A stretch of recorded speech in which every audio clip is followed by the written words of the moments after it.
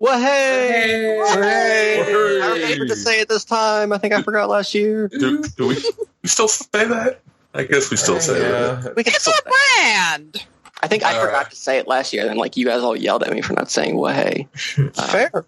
What's up? We're doing E3 2019 Discuss. Hell Whoa. yeah.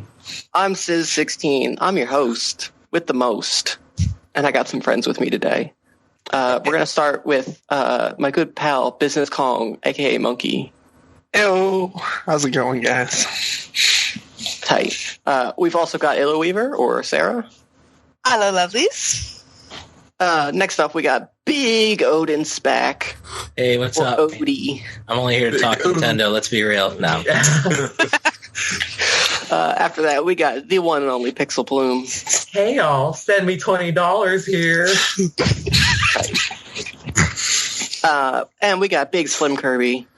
Hey everybody, Slim Kirby here, and I'll get that $20 to you in a minute, Pixel. Just give me a minute. Okay.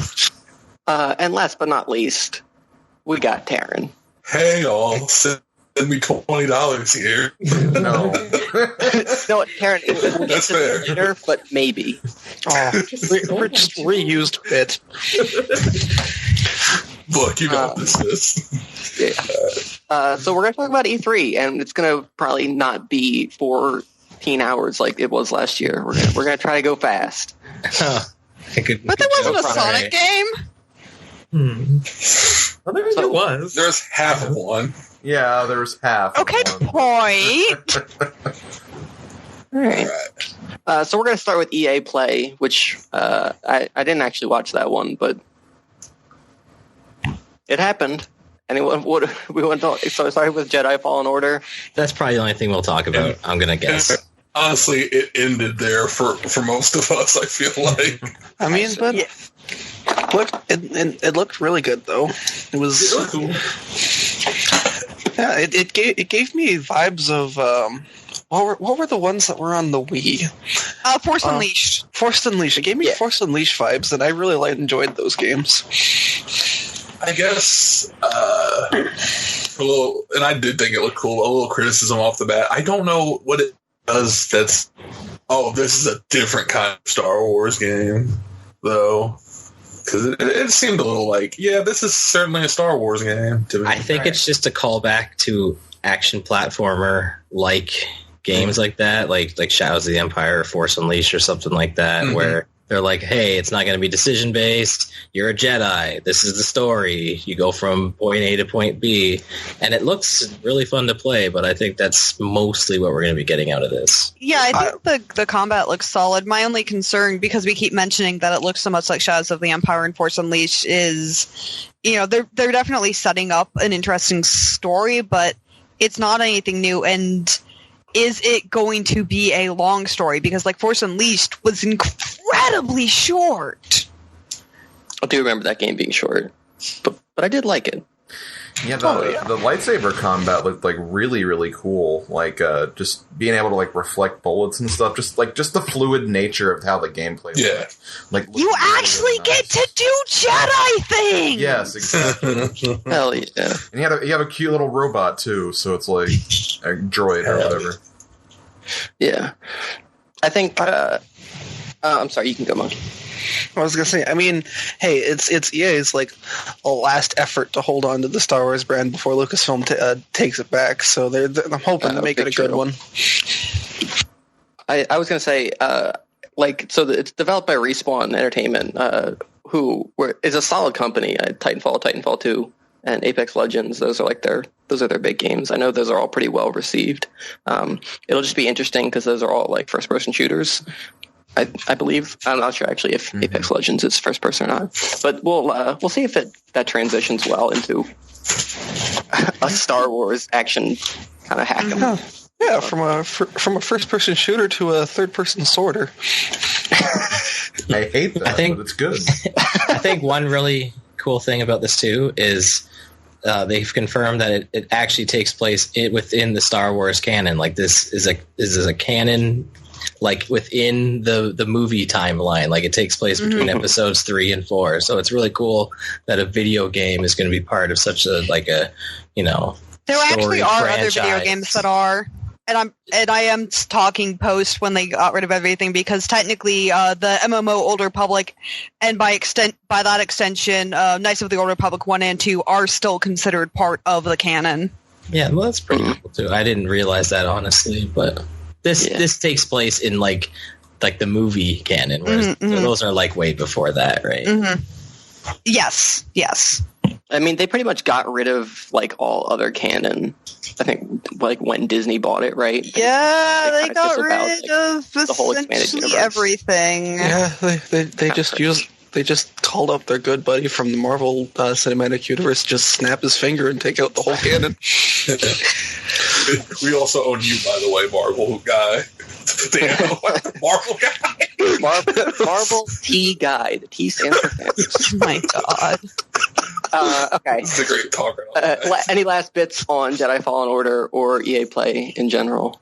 I will say one thing that I was very surprised about was that we did not, and I know obviously it's still got to be relatively early in development, but I did expect that we were going to hear a little bit more about the new Dragon Age, because they had teased it so heavily during the Game Awards. And BioWare is obviously still under EA's umbrella. Yeah. BioWare is not doing great at the moment. Yeah, that's true. Anthem, big flop. Unfortunately, the game looked really cool. Okay. Should we talk about Scavengers on Pixel's list, which doesn't necessarily fit anywhere else nicely into the thing, but it's a game that a lot of us are close to. I did want to go back to say it's pretty cool that Apex Legends is getting a season 2, even though it was declared dead by the actual verified Twitter account KFC Gaming. Oh my god. Yeah, well, We don't live in a dystopia or anything, guys. It's fine. All right. But yeah, anyway, as far as the rest of EA is concerned, they just kind of they didn't really have like a conference or anything. They just kind of had like 30-minute blocks dedicated to each thing. So there was 30 minutes to Star Wars Jedi Fallen Order, then 30 minutes on Apex Legends Season 2, yeah, then one on Battlefield 5, then one on the Madden FIFA stuff, and then one on Sims 4. So It's a long 3 hours. Where everyone was already watching the Nintendo Invitationals by the time Madden and FIFA got on. I mean, like, fair though. Who really was watching for Madden and FIFA? We knew those games were coming anyway. Yeah. See, you say that, but they have Yeah. incredibly large fan bases. Sure. Well, I mean, they have large fan bases, but It's the not games necessary. release every year, so they're coming anyway. Not like anyone's like, oh my god, the new Madden. I'm so happy to see it. It's like, oh, Actually, especially on years where they do make significant changes, it can, like I said, they got fan bases, man. I mean, I get it. It's just not a surprise to anybody. to me, in a way, it kind of works because they probably have like really competitive type of like Madden players or FIFA players interested in that kind of stuff. So yeah, they probably watch that while everyone else who is interested in like the Mario Maker stuff or just Nintendo Invitational in general got to watch that. So I guess in a way, it does work. So I guess, Oh yeah. give him props for that, I suppose. Yeah. But yeah, I don't really have anything else to say about EA Play. Just seemed like a lot of the just normal stuff that they're trying to promote every year. So, But like Scavengers, though. Scavengers. First of all, called Scavengers. For anyone who's wondering what we're talking about. Anyone's like, what the fuck is Scavengers? Well, We're just being this is going to be a challenge, Taryn. I've only ever referred to it as Scavengers. Oh no, we can from now on. I just want to clarify. I'm never not calling it Scavengers all the the game time. is called Scavengers. This wasn't actually shown off at like EA Play. This was shown off at like I think the YouTube live gaming show, and Yeah, I believe YouTube some other thing. things as well. We saw a little bit of footage. We saw a trailer. I don't think we really saw much gameplay. Honestly, it's not a whole lot out for it. Nah. We just like talking about this game because we have a man on the inside. So yeah, so just expect as soon as it launches, there's going to be a full playthrough up on Puddles. I would be like, what console is it on? I don't know still. I don't know. It's definitely PC. I don't even know if they've confirmed a console release. No, I was talking to. I guess we should mention our friend K-Man or Carmomatic is part of the team making it. Yeah, he is and he has said that they've only officially announced that it's on PC currently. So that's all that's been publicly talked about. Okay. Cool. It won an award from Escapist, was it? Yeah, Escapist magazine declared it best in show, that's pretty cool. Yeah. Like a dog. Can't wait for the zero punctuation video on it. Yep, I was about to say that. Good work, Carbonatic. Good work. Good job, man. So keep an eye out for Scavengers. Big plug. Yeah. And also always call it Scavengers. Also call it Scavengers. Apparently, the team that's working on it that has spread into there. We have influenced the creation of this game. In a very minor way, but it has been influenced. Anything else anyone wants to say about Scavengers? Shout out to Carlos. Pretty good social media guy. That's about it. All right, so Xbox. I think Xbox on. I think Xbox you had a lot to say about this one, SZA, this first one. So Xbox, first of all, they've upped the ante. I think, like, the last few years, I think they've been like, we have 50 games. We heard you. But this year they had 60 games. Oh, my God. They heard us more. They heard us. We heard you a little louder this time. Yeah. I think, literally everybody watching it was, like, just honing in for any kind of gamers. We heard you. Like, I was on high alert. And it almost happened a couple times. It did happen. Phil Spencer did say, "We heard you" toward the end. Well, he was talking to the gamers, so I guess. So the first thing, Outer Worlds. The first thing they showed was Outer Worlds, which comes out October 25th this year for a bunch of stuff, PS4, Xbox, PC. But I'm really excited for it because it's made by Obsidian Entertainment, I think is the second word. But they're the guys behind Fallout New Vegas, which is one of my favorite games of all time. And it from what I've heard, it's pretty much just Fallout New Vegas, but in space instead of Las Vegas. So it looks super cool. I'm excited for it. It does look cool. I will agree. I was impressed with the trailer I saw. Oh, the only joke I heard about it is because, like you said, it was like the same people who made Fallout New Vegas. It's because they took all of the talent with them and left the bugs at Bethesda. Kinda. Absolutely. No secret who the talented Fallout makers were. Yeah. Was the sub-team that made the spin-off game of Fallout 3.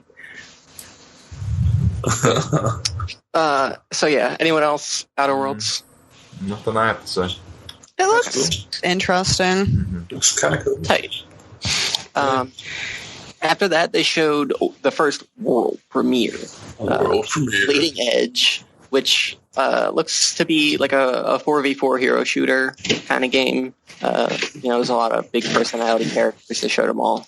I guess after they showed last year, they bought Ninja Theory, who was the team that bought the team who made DMC Devil May Cry, which is everyone's favorite entry in the Devil May Cry series. Of course, this is, I guess, what they had to make.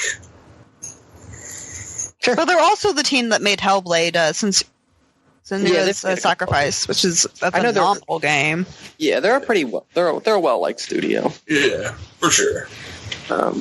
But I don't know, just a hero shooter when Overwatch 2 is already coming out. I don't know. Yeah, it may not. I mean, honestly though, the art style gave me like big like Borderlands vibes too. So yeah, yes, it looked like Battleborn.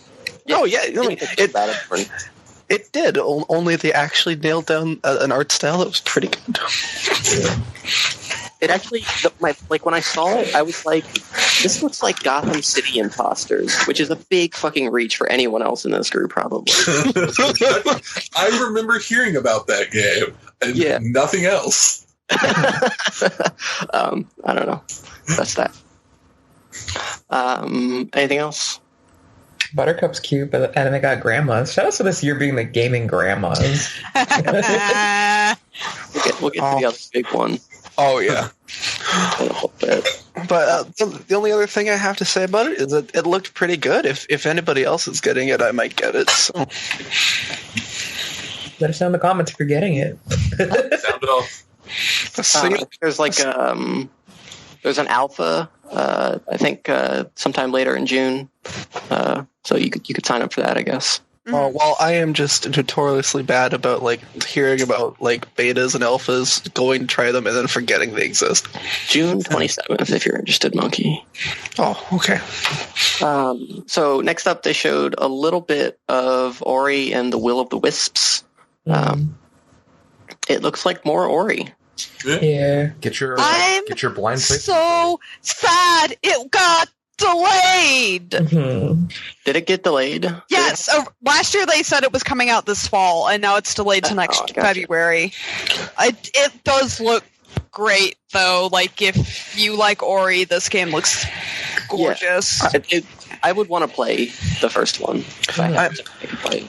I mean, hey, when but you saying it's delayed, with another game that we're going to talk about way later, I'd rather a game be delayed for polish than released and it could have been better. Wonder what that could be. Stay tuned. And 5 hours. And I haven't played the first Ori, but I remember when Rivals of Aether released Ori, it got me really interested in playing it, so I'm definitely going to check out the series. Cool. And so that's coming out February 11th of 2020. Next up, we got Minecraft Dungeons, which is it's like a roguelike Minecraft game. Made by the creators of Minecraft, which means Hatsune Miku did this. What? Don't worry about it. Yo, it's Minecraft Dungeons. I mean, it actually looks kind of cool.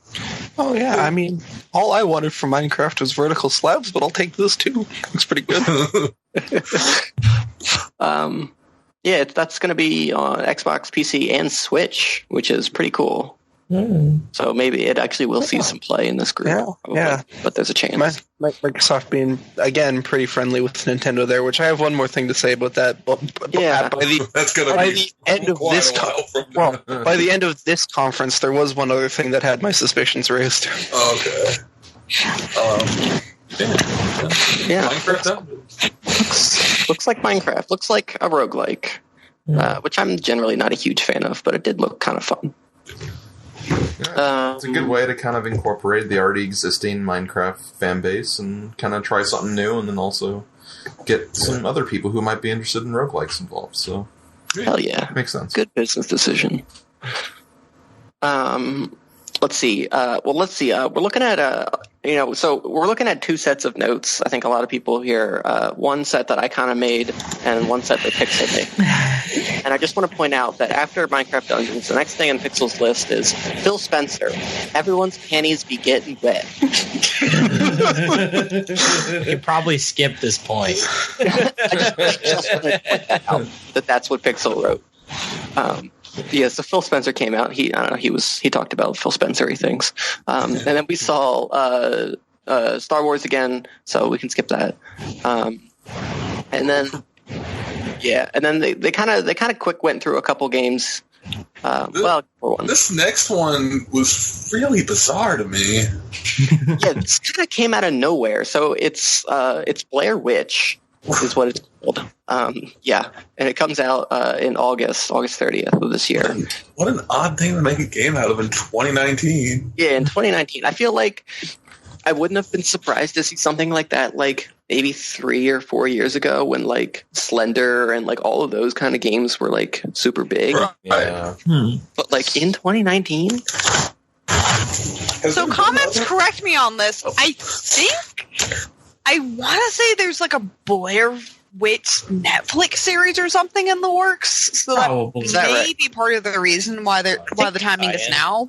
That But I makes don't sense. recall for certain. Blair Witch That came does out sound like a thing. in '99, so it's like the 20th anniversary, maybe. Yeah, 20th anniversry game, baby. Oh, shit. If there's a Netflix series coming out, it's There's fine, something for sure.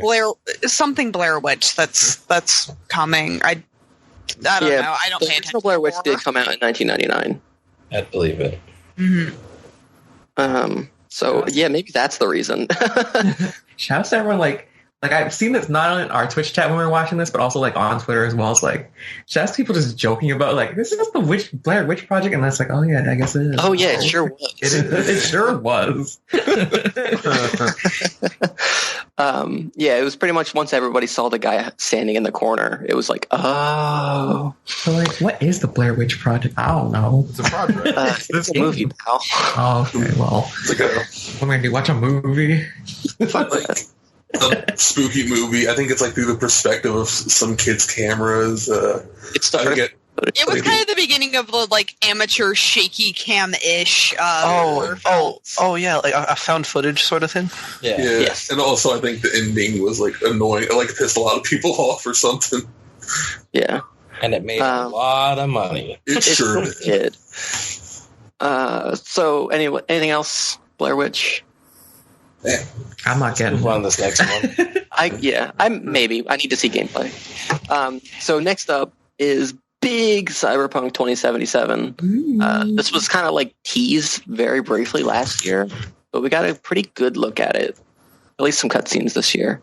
And who better to show us than? Oh yeah, so it's 2019, the year of Keanu Reeves. Is in this game and was then on stage, so we could check it out. Keanu Reeves is And awesome, boy- right? And boy, Yeah, was he absolutely. sure!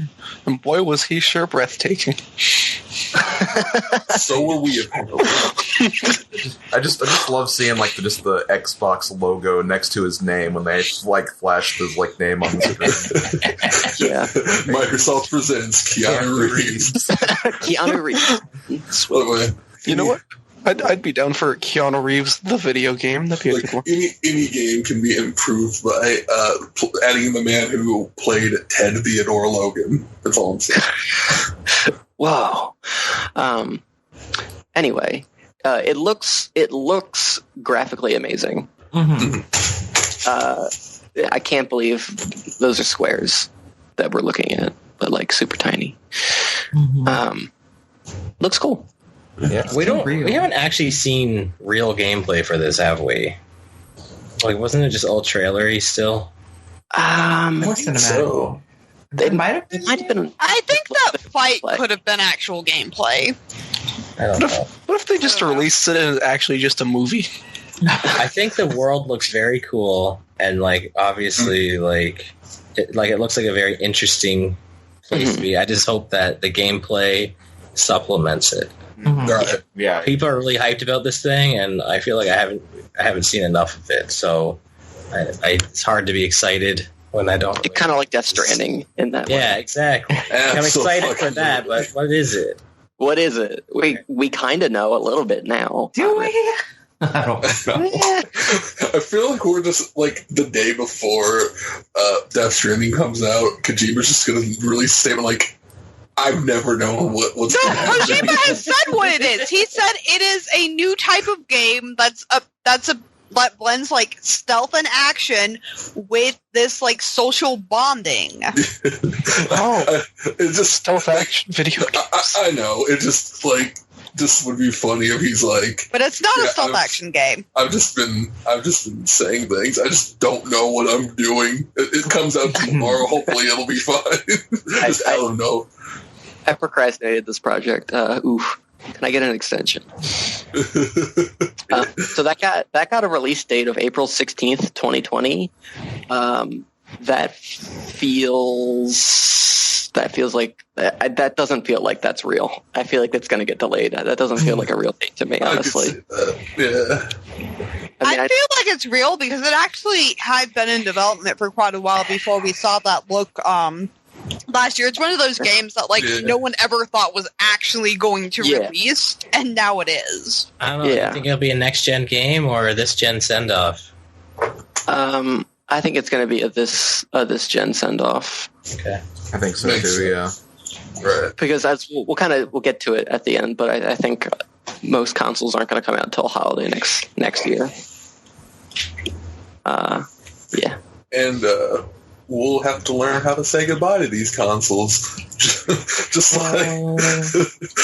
like that stealth transition that I just ruined by bringing up. Talking about Spiritfarer. Oh, hell yeah. Does anyone know what it is? Do not know. Yeah, it looks kind of like a community. It looks like a part community builder, part adventure game. So I guess I would compare it to something kind of like. I mean, I guess no, that wouldn't be a good comparison. But I mean, it's definitely a platformer mixed with social interaction, town building. I love the aesthetic of it. Yeah, it gave me big Terraria vibes. Yeah, with how it's laid out and stuff. I feel that. I'm going to be honest here. I do not remember this one. It was at all. It was there was a boat. Mm-hmm. The animals. One of them died. Or something. I'll stay out of this one. It's valid because every E3 you see so many of these really cool art style, interesting ideas. You're like, oh, tight, and you forget about them within a week. Yeah.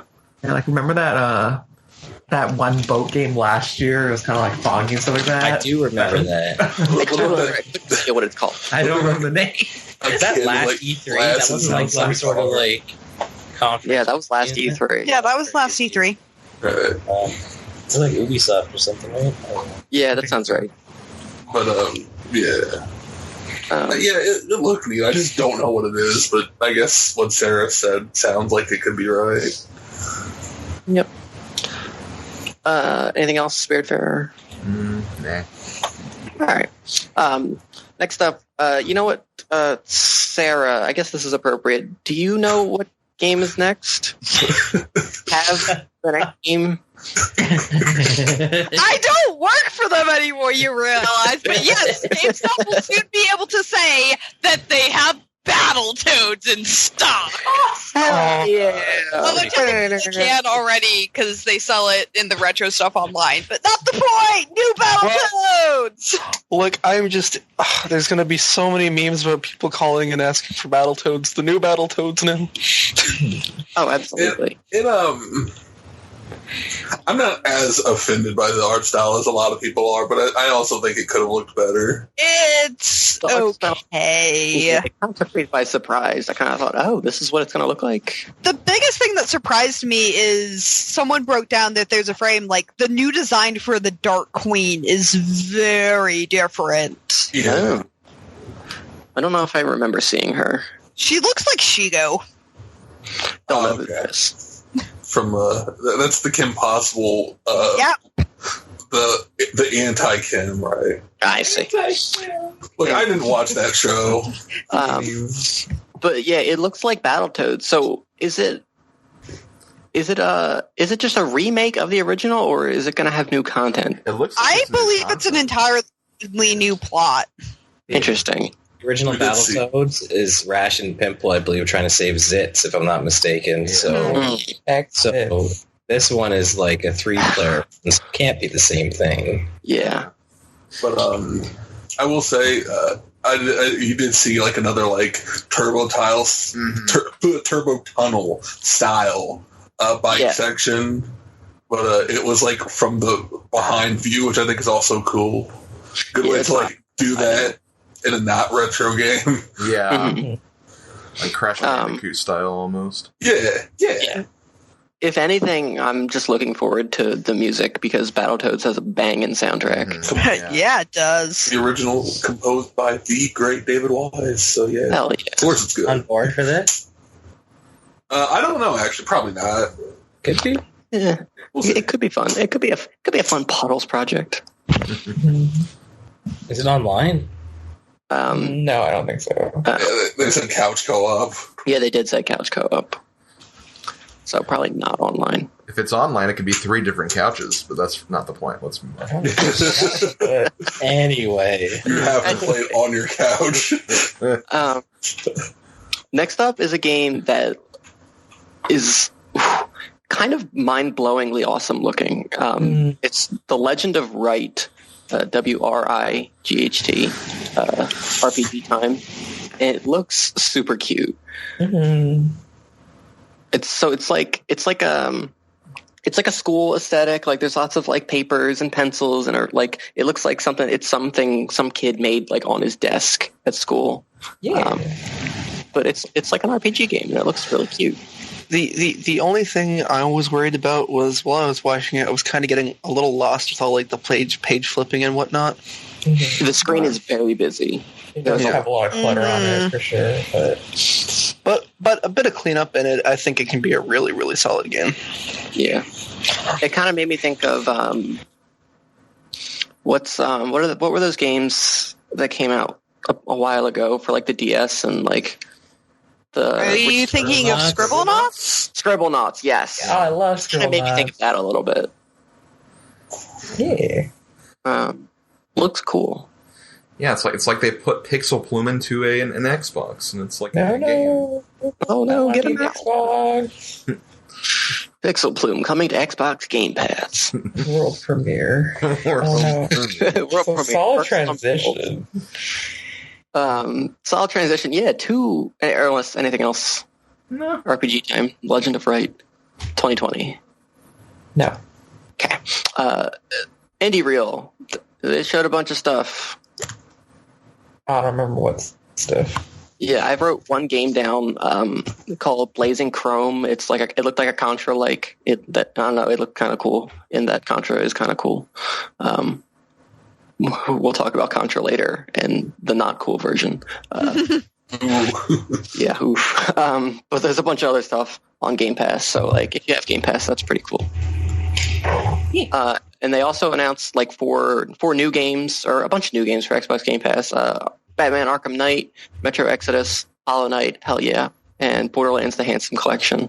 Handsy boys, they really want you to play those games before the third one comes out, because it was also free on The PS. Metro Exodus to me was really the big one, because with Game Pass now being on PC, that means it is no longer Epic Store exclusive if you're a PC gamer. Oh, cool. So yeah, that's cool. And then they announced Xbox Game Pass for PC, which is awesome. And they announced 3 games with that. Imperator Rome, which I'd never heard of. Football Manager 2019. Hell yeah. It's probably pretty popular somewhere. But the biggest one for sure was the Master Chief Collection, starting with Halo Reach. They're going to put all the Halo games on PC, which is amazing. Mm-hmm. Good stuff.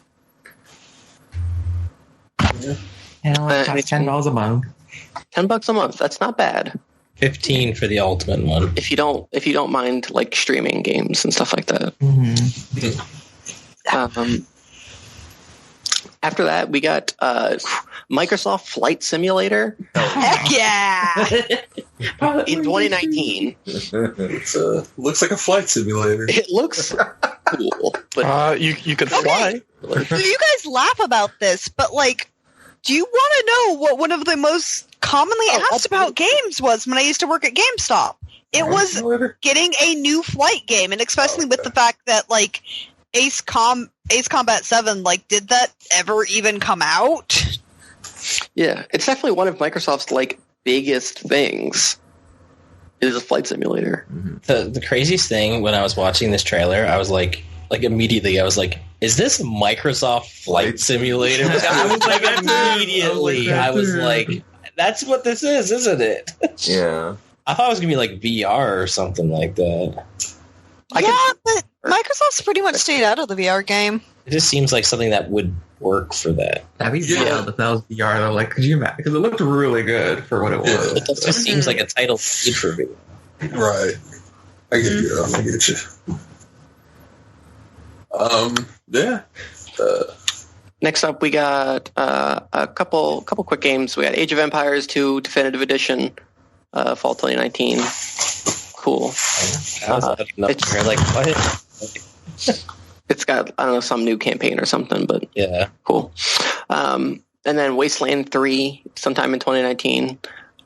I've never played a Wasteland game. Never heard of them before this, actually, but they're... My impression was it just looked kind of like not Borderlands, but I don't know. I could be way off base.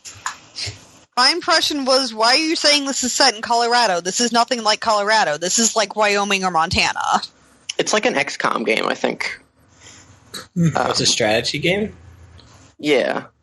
A tactical kind of... Huh. Didn't know that. Cool. I think so. Yeah. If I recall correctly, anyway. As you can tell, we're huge Xbox fans. We're huge Wasteland fans. Yeah, the last Wasteland 2 came out in 2014, and the original came out in 1988. Yeah. Interesting. That was a while ago. This Yeah, next thing was really interesting. Yeah, so every year Microsoft comes out and they announce all the studios that they've acquired, which, cool. They get the smaller studios and they can make more games, and it's awesome. And this year they got Double Fine, which is Double Fine by me. Okay.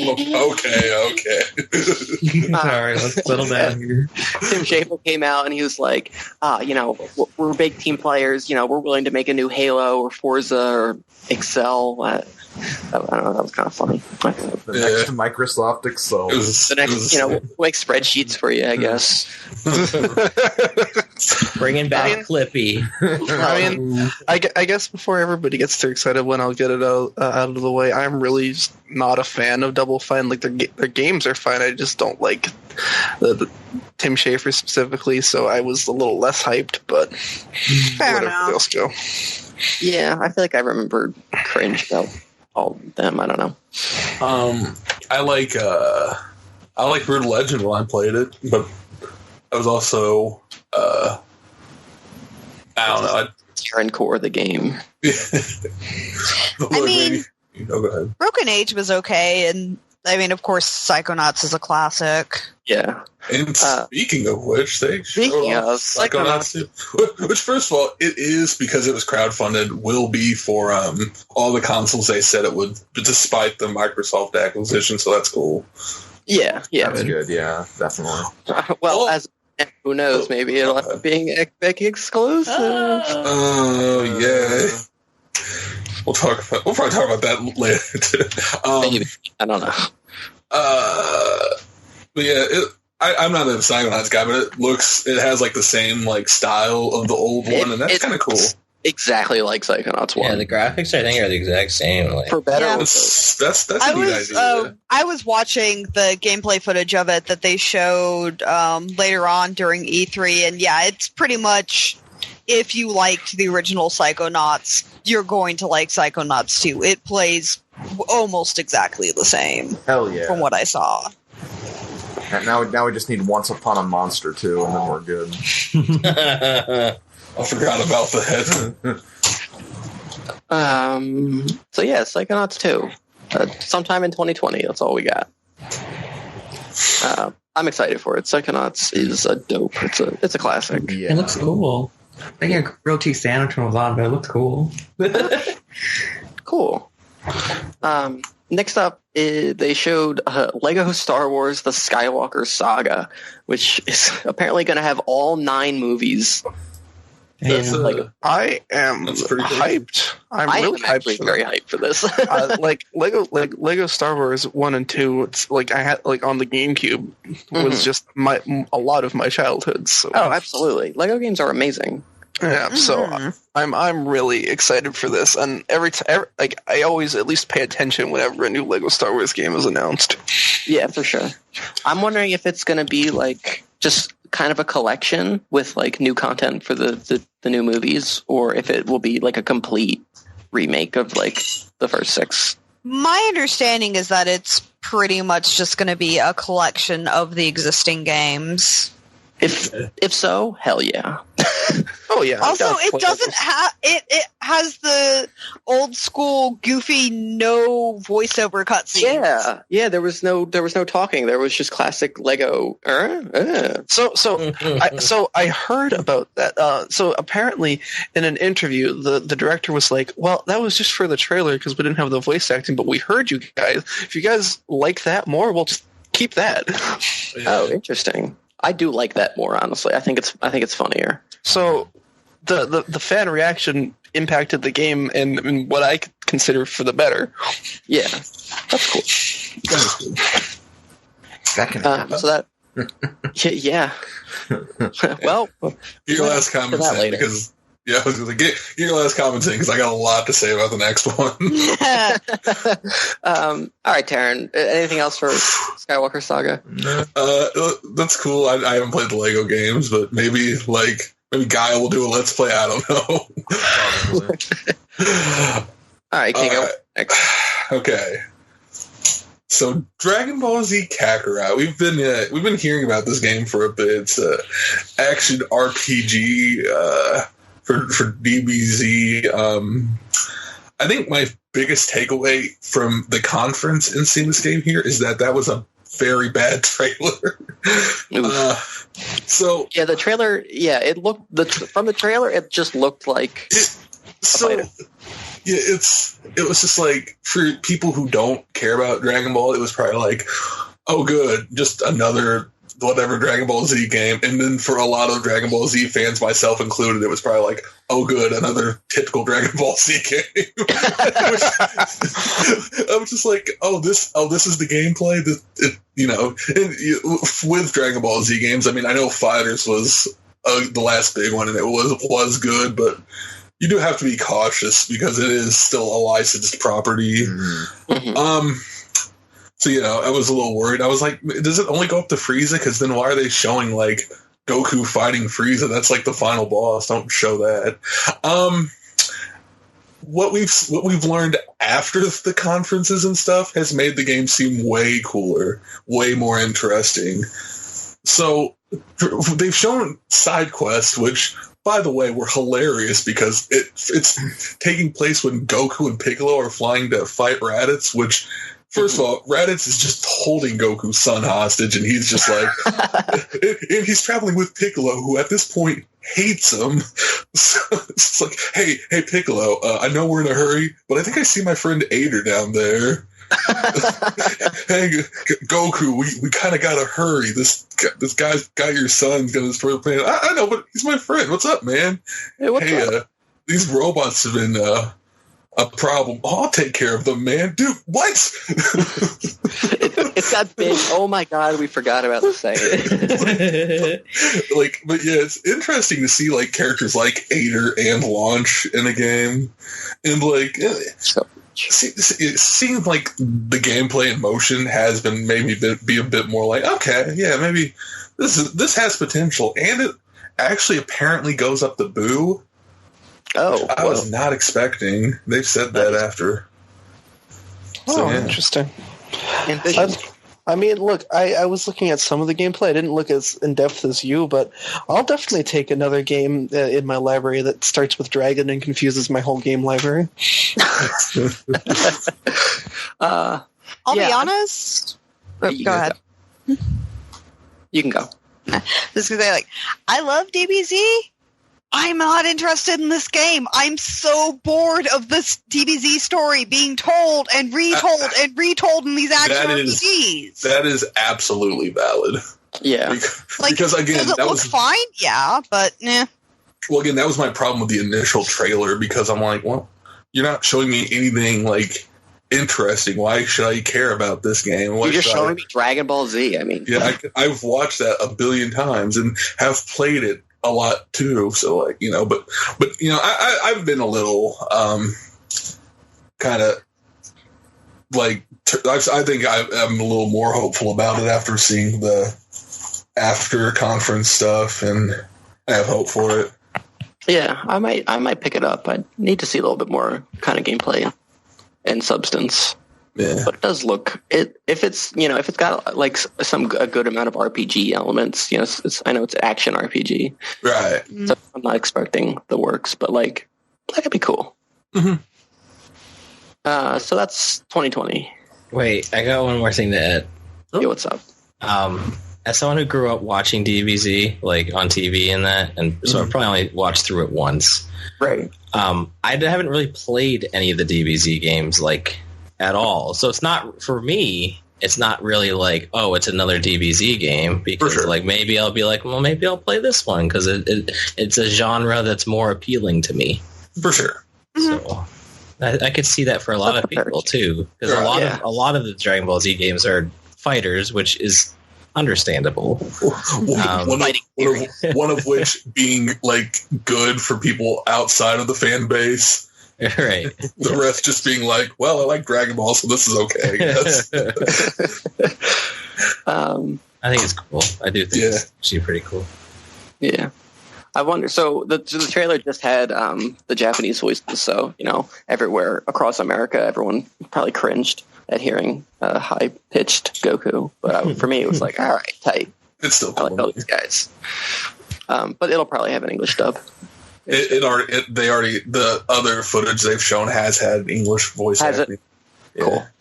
Hopefully they will have both. Yes. Because, Fighters has both, so I don't see why they wouldn't. Both sub and dub, great. Great.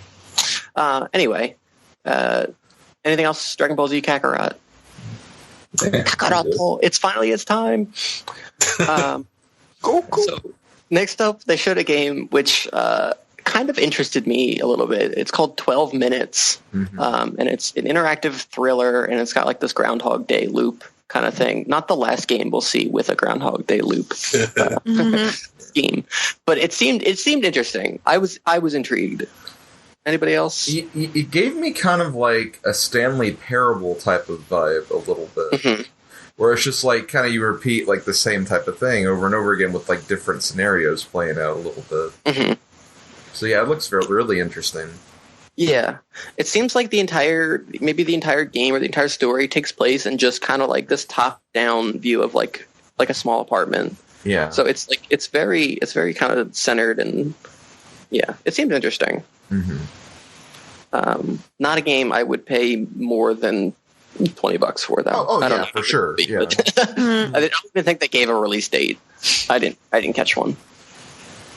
Yeah, I don't think they did either. Not that I recall. It comes out in 12 minutes. Well, holy shit! Oh wow, we'll be playing it by the end of this. That would have been funny if that's how they announced it, because that would have been released during the middle of the presentation. Yeah, 12 minutes later, they just like someone comes out and says, "Hey, by the way." By the way, 12 minutes just launched. So yeah, it looked interesting. Probably a game you'd only play maybe once or twice. Just like Stanley Parable, yeah. Yeah, if it's very story driven. So yeah. Anything else? Cool. Next up, we got Way to the Woods 2020. This game looks really cool. Plays like a deer or something, and you explore like it seems like abandoned civilization structures. Like there was like a subway, just other things like that. But it looks cool. Anybody else? It's what happens when Bambi's mob evolution. This is the result. That's what this game is. Evolution. Yeah, the deer can like absorb light or something into its horns and like power stuff. That looked cool. Yeah, it's cute. Cute Bambi. Also, the music for it slaps. Oh yeah, it's made by that stew ball. Yeah, it's the same people who did the Steven Universe music. But it was really good sounding, the soundtrack. I don't know, that's all I had to say for that, really. Yeah. Well, shifting gears. Get out! Well, Gears 5. All I'm gonna say is that I've literally only heard one person ever talk about this game. Just kind of Gears, the series, or the Gears 5 in particular? Gears 5 particularly, and it's one person we played Mario Kart with and Taryn got very annoyed at. I see. That happens quite a bit. No, there's like a weird face trailer. I mean, I knew what it was. Like, Yeah, when I saw it. there was like a minute and a half of like, I guess the main character of Gears 5 just kind of, I don't know, being weird. It was a weird trailer. No gameplay. It made sense in the context of sure. what I know about the plot, because it is very much focused on her, and like there's something off with her. But yeah, it was with it coming out in a couple of months, I was really surprised we didn't see gameplay. Yeah, there was no gameplay shown of Gears 5 on stage. It was all CG trailers. I think there was some shown at the Mixer thing, though.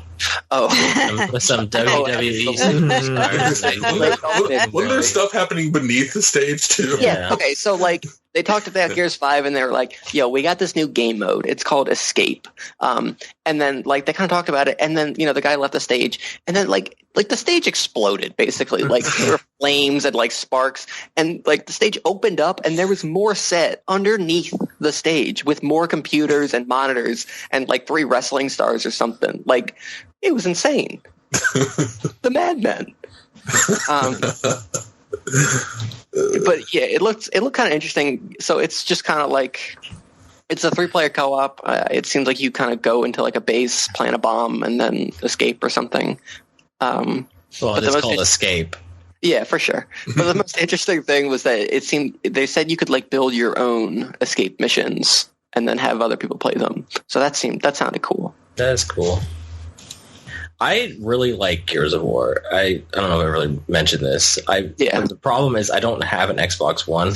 Yeah. Yeah, that's so I haven't got to experience Gears 4 and now Gears 5. So like I've really enjoyed the first 3 games. I played the crap out of them.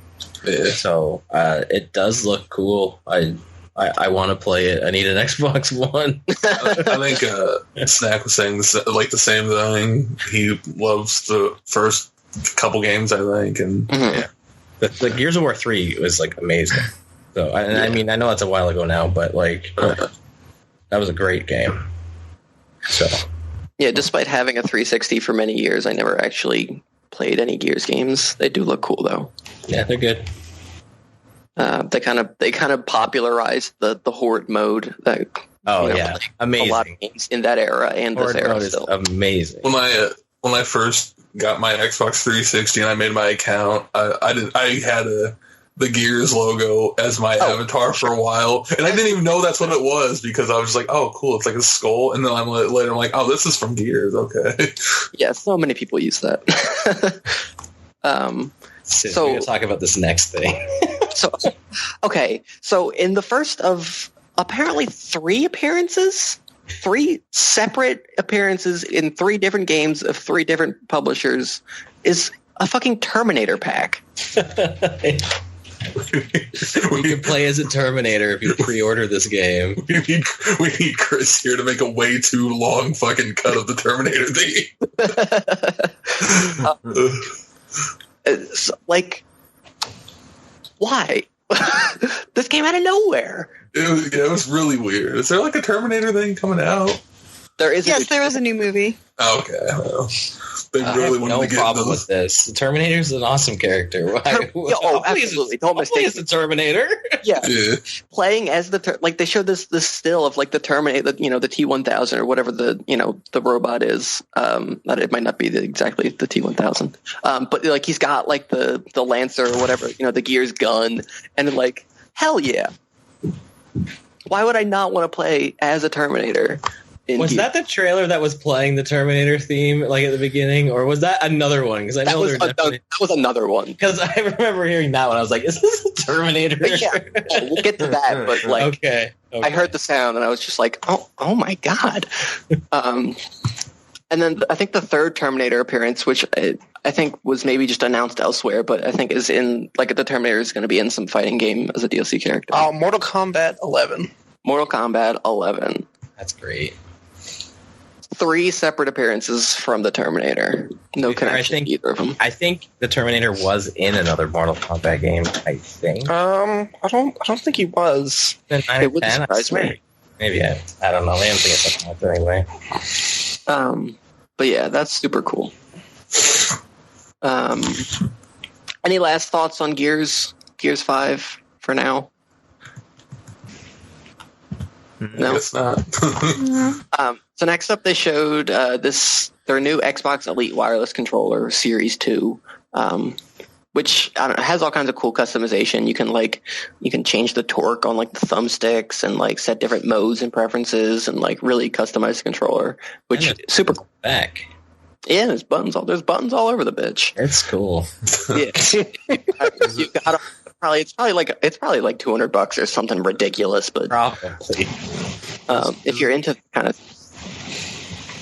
what's up, Slim? I was just going to say, does it still have the really bad D-pad that all Xbox controllers have? Oh, absolutely, I'm sure. Oh, big pass then. Like pop out and But you can switch. customize it to be probably still just as bad. Not interested. I thought it had like you can pop it out and like there's 2 different ways to D-pad. I think it's not as bad. If you can imagine a way to customize that controller, you probably can. They already have like the store where you can basically order a controller from them and customize it. Like you can even put your gamer tag on it. Like, so I imagine you would be able to do that with this too. Yeah. Apparently, the first series had some issues. It maybe wasn't as great, but so maybe they fixed that with this one. Who knows? Yeah. But at the end of the day, it is just another controller. It's a super expensive controller. Dying Light 2 was next. This showed up a couple times throughout E3. I think it's also at maybe Bethesda or Square or Ubisoft. I think Square, maybe? Or maybe it was Bethesda. I don't I remember. think it is a Square game. Yeah, it was at Square. I don't know. It's Dying Light 2. It's like parkour zombies. We learned last year it has a morality system for the first time in a game ever. That was the big feature they had to talk about last year. Yeah. Anyone interested in Dying Light 2? No. Not really. No. So, I'm only vaguely interested, so I didn't imagine anyone here else would. Next is maybe the biggest surprise of the entire conference. Yeah, for sure. Saying this unironically, so it was Forza Horizon 4. Like they were like, okay, cool, Forza Horizon 4, and then they kind of opened it up, and it was like, oh, car on stage, classic Microsoft. And then the trailer starts, and it's fucking Lego. It's a Lego DLC. Everything is awesome. And they had a Lego car. To scale. They had a what's the brand again? I'm not. Shoot. But then they zoomed in on the car, and it was like, look at this actual Lego car on stage. Just driving around you're driving around your Lego car, and you crash, and you wake up, and the paramedics are like, "You're okay, but you've lost your shoes." You're like, "Oh my god, I'm screwed." So I remember when this was playing live, I had to like go in the middle of it, and I missed a chunk, and I missed this chunk the first time. So when I came back and I saw some of the headlines, and I assumed when I saw Lego and Forza, I assumed there was supposed to be a comma there. There wasn't. It's just, at the end of the trailer, it's like Forza Horizon X Lego, but then that scoots over and then adds X Smash Brothers. You just see a Lego car hitting Mario. Lego car rips up his engines. They had Mercedes-Benz in Mario Kart 8. Nothing's impossible. So yeah, Forza Horizon 4 already a super cool looking game that I like would want to play if I had an Xbox. But this Lego DLC is actually awesome and makes me wish I could play it even more. That's pretty much how I am with every Forza game. Like, it looks so cool. Looks like a really cool racing game, but I just don't know if I'm ever going to play it. Not worth $600 to buy an Xbox One and the game. Yeah, that's pretty much it. But I think that DLC is out. I think they said it launches this week, so it's definitely out by now. Probably out, yeah. So that's, yeah. There was a Lego car on stage at E3. I cannot stress that enough. The Madman. The Madman. Xbox is an insane people company.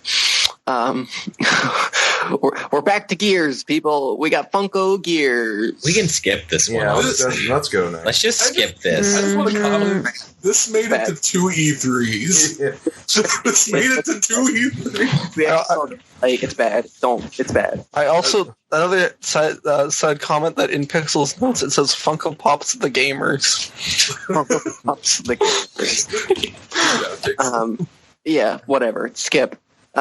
Next we got State of Decay 2 Heartland DLC. I don't know, skip. I'm down. I don't know if anyone else has anything to say about State of Decay, but I'm always we looking need to at start Star speeding up here. Yeah, whatever. Phantasy Star Online 2 coming to the West. That's This is actually cool. pretty cool. That is cool. I can't believe it's taken this long, though. Yeah. Unfortunately, not to Europe, from what it sounds like. So that's Oh well, Europe got like a lot in the Wii U days on Virtual Console, so we yeah, can. so this makes it for bad. So yeah, it's Just all not content. related. Yep. it'll Too be bad. free. It's got crossplay, I guess. So that's cool. That's really cool.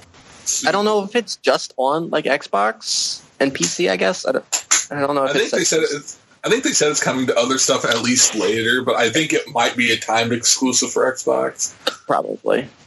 So that's cool if you're into PSO or MMOs in general. I always want to play the original one. Like, I remember looking at it in like Electronic Gaming Monthly. I was like, oh my god, I want to play this so bad. And then I never did. So I could see myself playing this, honestly.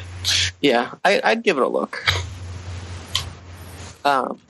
Next up, another game that's coming to the West is Crossfire. It's famous in Korea, apparently.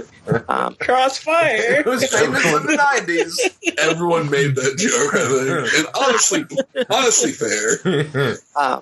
It's basically, it's from what I've heard and kind of seen, it's basically just, it looks like Call of Duty multiplayer, like kind of watered down maybe a little.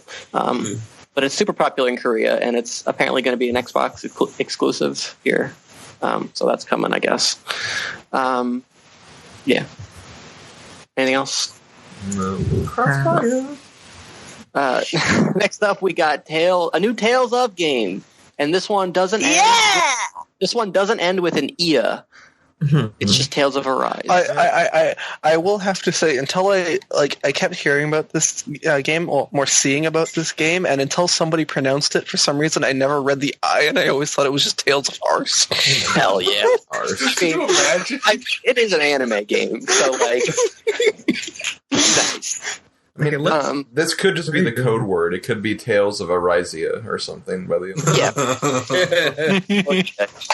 The Madman. Confusing. But I think they pretty much, there was a little bit of gameplay. It was a lot of cinematics, but it looked good. I think it has like the Berseria battle system by the looks of it. I haven't played much of the later ones, but it does look like that. I have zero Tales of experience. I know a lot of people are saying it like is weird because it's a Tales game, but it looks like it has a budget. Yeah. It's crazy. Look, this is all I need. All I need is Matoy Sakuraba to keep injecting my veins with his music. That's all I need, okay? Sure. That's all I want. Hell yeah. So that's coming out sometime in 2020 as of right now. No window or anything else. Could be cool. Could be, but like modern Tales games, it just doesn't have the same hook as the old ones. I don't know. That's just my take on it. But I hear that a lot too. By next year, I will have played all of them, and I will let you know when Tales of Okay. all right, well, Tales series. I'll pick one up. Maybe it gets us curiosity. See, Tales is like, I know before this call I was talking about this sort of thing, but Tales of is like this kind of series where I have a bunch of the games and just haven't played them. You seem to do that a lot, Monkey. Stop buying things for a while. I don't know. Oh, I mean, like, But it's the year of every game ever. Absolutely. That was last year too. Every To be year. honest here, I am also in the same boat as Monkey. I own almost all of them, and I've only played through 2. Oh, that's more than I've played through. So next up, we got a back-to-back Borderlands display. We got Borderlands 3, which they showed a trailer and some gameplay. That's coming out September 13th. Yeah, and it looks fantastic. Looks awesome. Is it still Epic Game Store exclusive for a bit though? I think. I don't know, honestly. I don't follow the PC releases. I'm getting it is. That's the only thing stopping me from getting it day one, because I'm a huge Borderlands fan, but I refuse to use the Epic Store. That's fair. I know they've released or they've revealed some of the voice actors. I know ProZD is Flack. I think the Beastmaster, the Hunter character is. Cool. Yeah, that's super cool. Mm-hmm. Good for him. I mean, I know he's an actor. He's got other voice credits, but this feels like this is like a big thing, at least to me. So that's cool. He's on that one Netflix series or whatever, right? Or was it Netflix? No, it was Crunchyroll. The Anime Police Division? Oh, yeah, that's right. Yeah. Was that you? It might have been. Maybe it was Crunchyroll. I don't know. And then they showed. This got leaked, so people knew it was coming. But a Borderlands 2 DLC in 2019. Yeah, again, 2019, the year of some of the zaniest stuff, releasing in the weirdest places. But also, to quote Siz's notes this time, it was Borderlands 2 DLC, free for a limited time. The Madmen. The fucking Madmen. Imagine releasing a full-scale DLC for a 7-year-old game. Granted, it is you can only get it on the Hansi edition, the Hansi Boys collection. Hey, Age of Empires 2 has a new scenario, okay, and that game is 20 years old. Or something. We also saw I know it was a new collection remakes, but we also saw new Crash Bandicoot levels recently. Oh yeah, that's true. Yeah, Crash Warp got a whole new level. It sure did. So yeah, that's super cool. I actually have not had a chance to play through it yet, but from what I've heard, it's it's a full scale DLC akin to the ones that came out when the game first released, and it kind of bridges the gap between Borderlands 2 and 3. Mm-hmm. That's cool. Super cool. Next up, we got Elden Ring, which is a game from Hidetaka Miyazaki and George R.R. Martin. Hidetaka Miyazaki is the guy from FromSoft. Yes. Yes. Hayao Miyazaki and Tolkien, of course. Of course. It looks super cool. We only saw a CG trailer, but it's FromSoft, so it's probably going to be really good. And it's got a Norse mythos kind of vibe to it. Tolkien? Because J.R.R. George, it wasn't a good joke. Let's move on. I was I'm pretty sure he's dead. Yeah. It looks super cool. Those two, Miyazaki and George R.R. Martin, they will probably come up with some batshit insane story. Mm-hmm. It just reminds me of all those different passion projects that come out. We got the best team ever together to make this sick game. It's like Death Stranding, basically. That's the kind of vibe. Mm-hmm. You know? That was more recent than I was thinking. I was thinking Chrono Trigger. I don't know. These. Nowadays, they're just coming up with the weirdest combinations of famous people to make stuff. It's how about we take Kojima, famous for Metal Gear, and give him Norman Reedus? I'm sure it's not coincidence.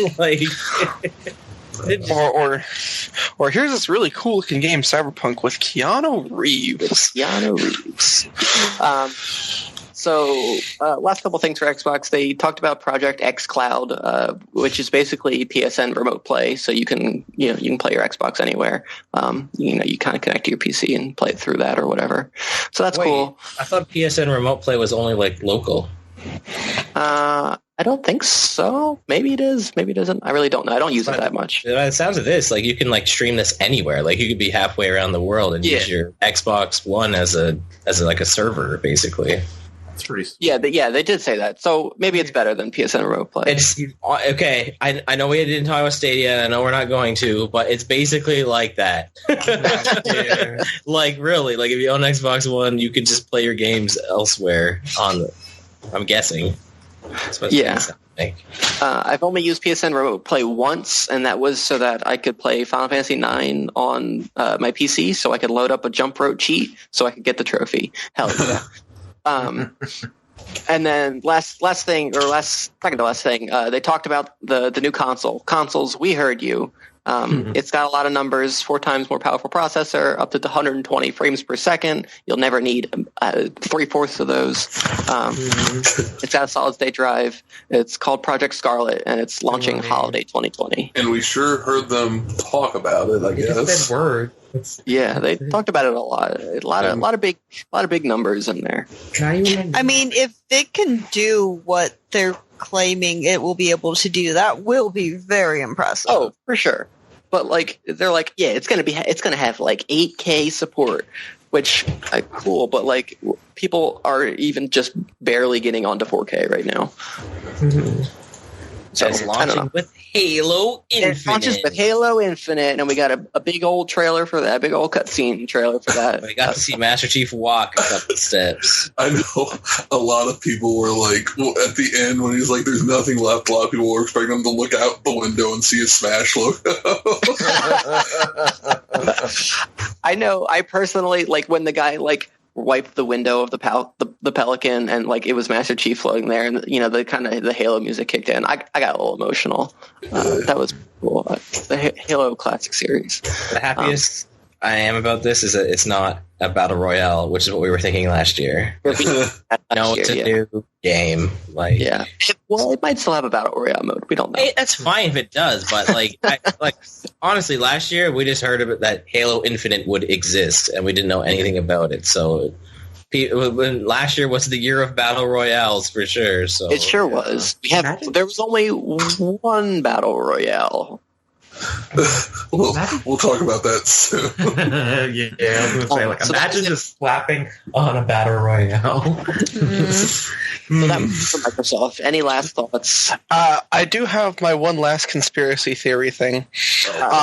After the show, they had this whole infographic of how to see your Microsoft coverage for E3, and in that they specifically mentioned the Nintendo Direct presentation. They Correct. mentioned, I will counter that by saying that they had every conference on that. Oh, I didn't notice that. I just saw Nintendo and stopped looking. Yeah. Of course. It's weird. I mean, What could it mean? Why would they ever team up together, though? That'd be a What silly. it mean? Oh, it Wait. could mean that Minecraft Dungeons is on Nintendo Switch. Probably. they didn't have Sony's conference on there though. Well, Nobody did. Did anyone watch that? Oh shit! Did we forget about that? Forgot about the Sonyans. No. You know what was funny though? Even though Sony wasn't there, they sure as heck were releasing a lot of E3 trailers on their YouTube. Yeah. Yeah. Well, whatever. We'll see Bethesda. their next big state of play. Whenever that happens again. Next up, we got anything else for Microsoft? I guess I'll say my final thoughts, since I didn't really say a whole lot during this conference, admittedly. But honestly, I think Microsoft had a really, really good showing. I mean, they showed a lot of stuff, 60 games, as they mentioned. They focused on a lot of the big games that people are interested in. It's just a case where I just... You know, for one, I don't have an Xbox One, so it's hard to really have that stuff apply to me in the first place. And just a lot of stuff that I'm personally not interested in, but for everyone else, it was really, really good. My one, I guess, kind of concern, as it always is for probably most gamers, is I am wondering what that new console price tag is going to be at some point. It's not going to be cheap. $1,000, baby. Here we go. You know, I would not be surprised. I hate that. I mean, but, like, $500 base, probably. yeah. At least. But you know what? Considering how expensive some new phones and stuff are, how much more a console can do than is more usable to me than a phone. That's fair. I don't know. But you know what, Slim? Those are almost my exact thoughts, but on a later conference. Solid conference, just not a lot I'm interested in. We'll get to that. Anything else for Microsoft? Yeah. No, I thought it was good. Lots of good to show. Next up, we got almost the. I'm sorry, Monkey. Oh, nothing important. We can keep going. Okay. Next up, we have an almost universally despised conference this year. Was that Bethesda. one guy in the audience, except for that one guy. Look, this was the most fucking paid crowd of all time. Yeah. So apparently, Bethesda lets in fans, whereas everything else is like industry people. So that's why it's a bit more raucous and rowdy. It's just that one guy specifically who like just absolutely cheers at every sentence Todd Howard said. Yeah, that one guy who really enjoys Elder Scrolls Online mostly. We'll talk about the individual stuff later. There was just a lot of things people clapped for. I'm like, clapping for that? Well, I hope it was worth every penny, Bethesda. It's like, we'll get to it. First of all, we are Bethesda, by the way.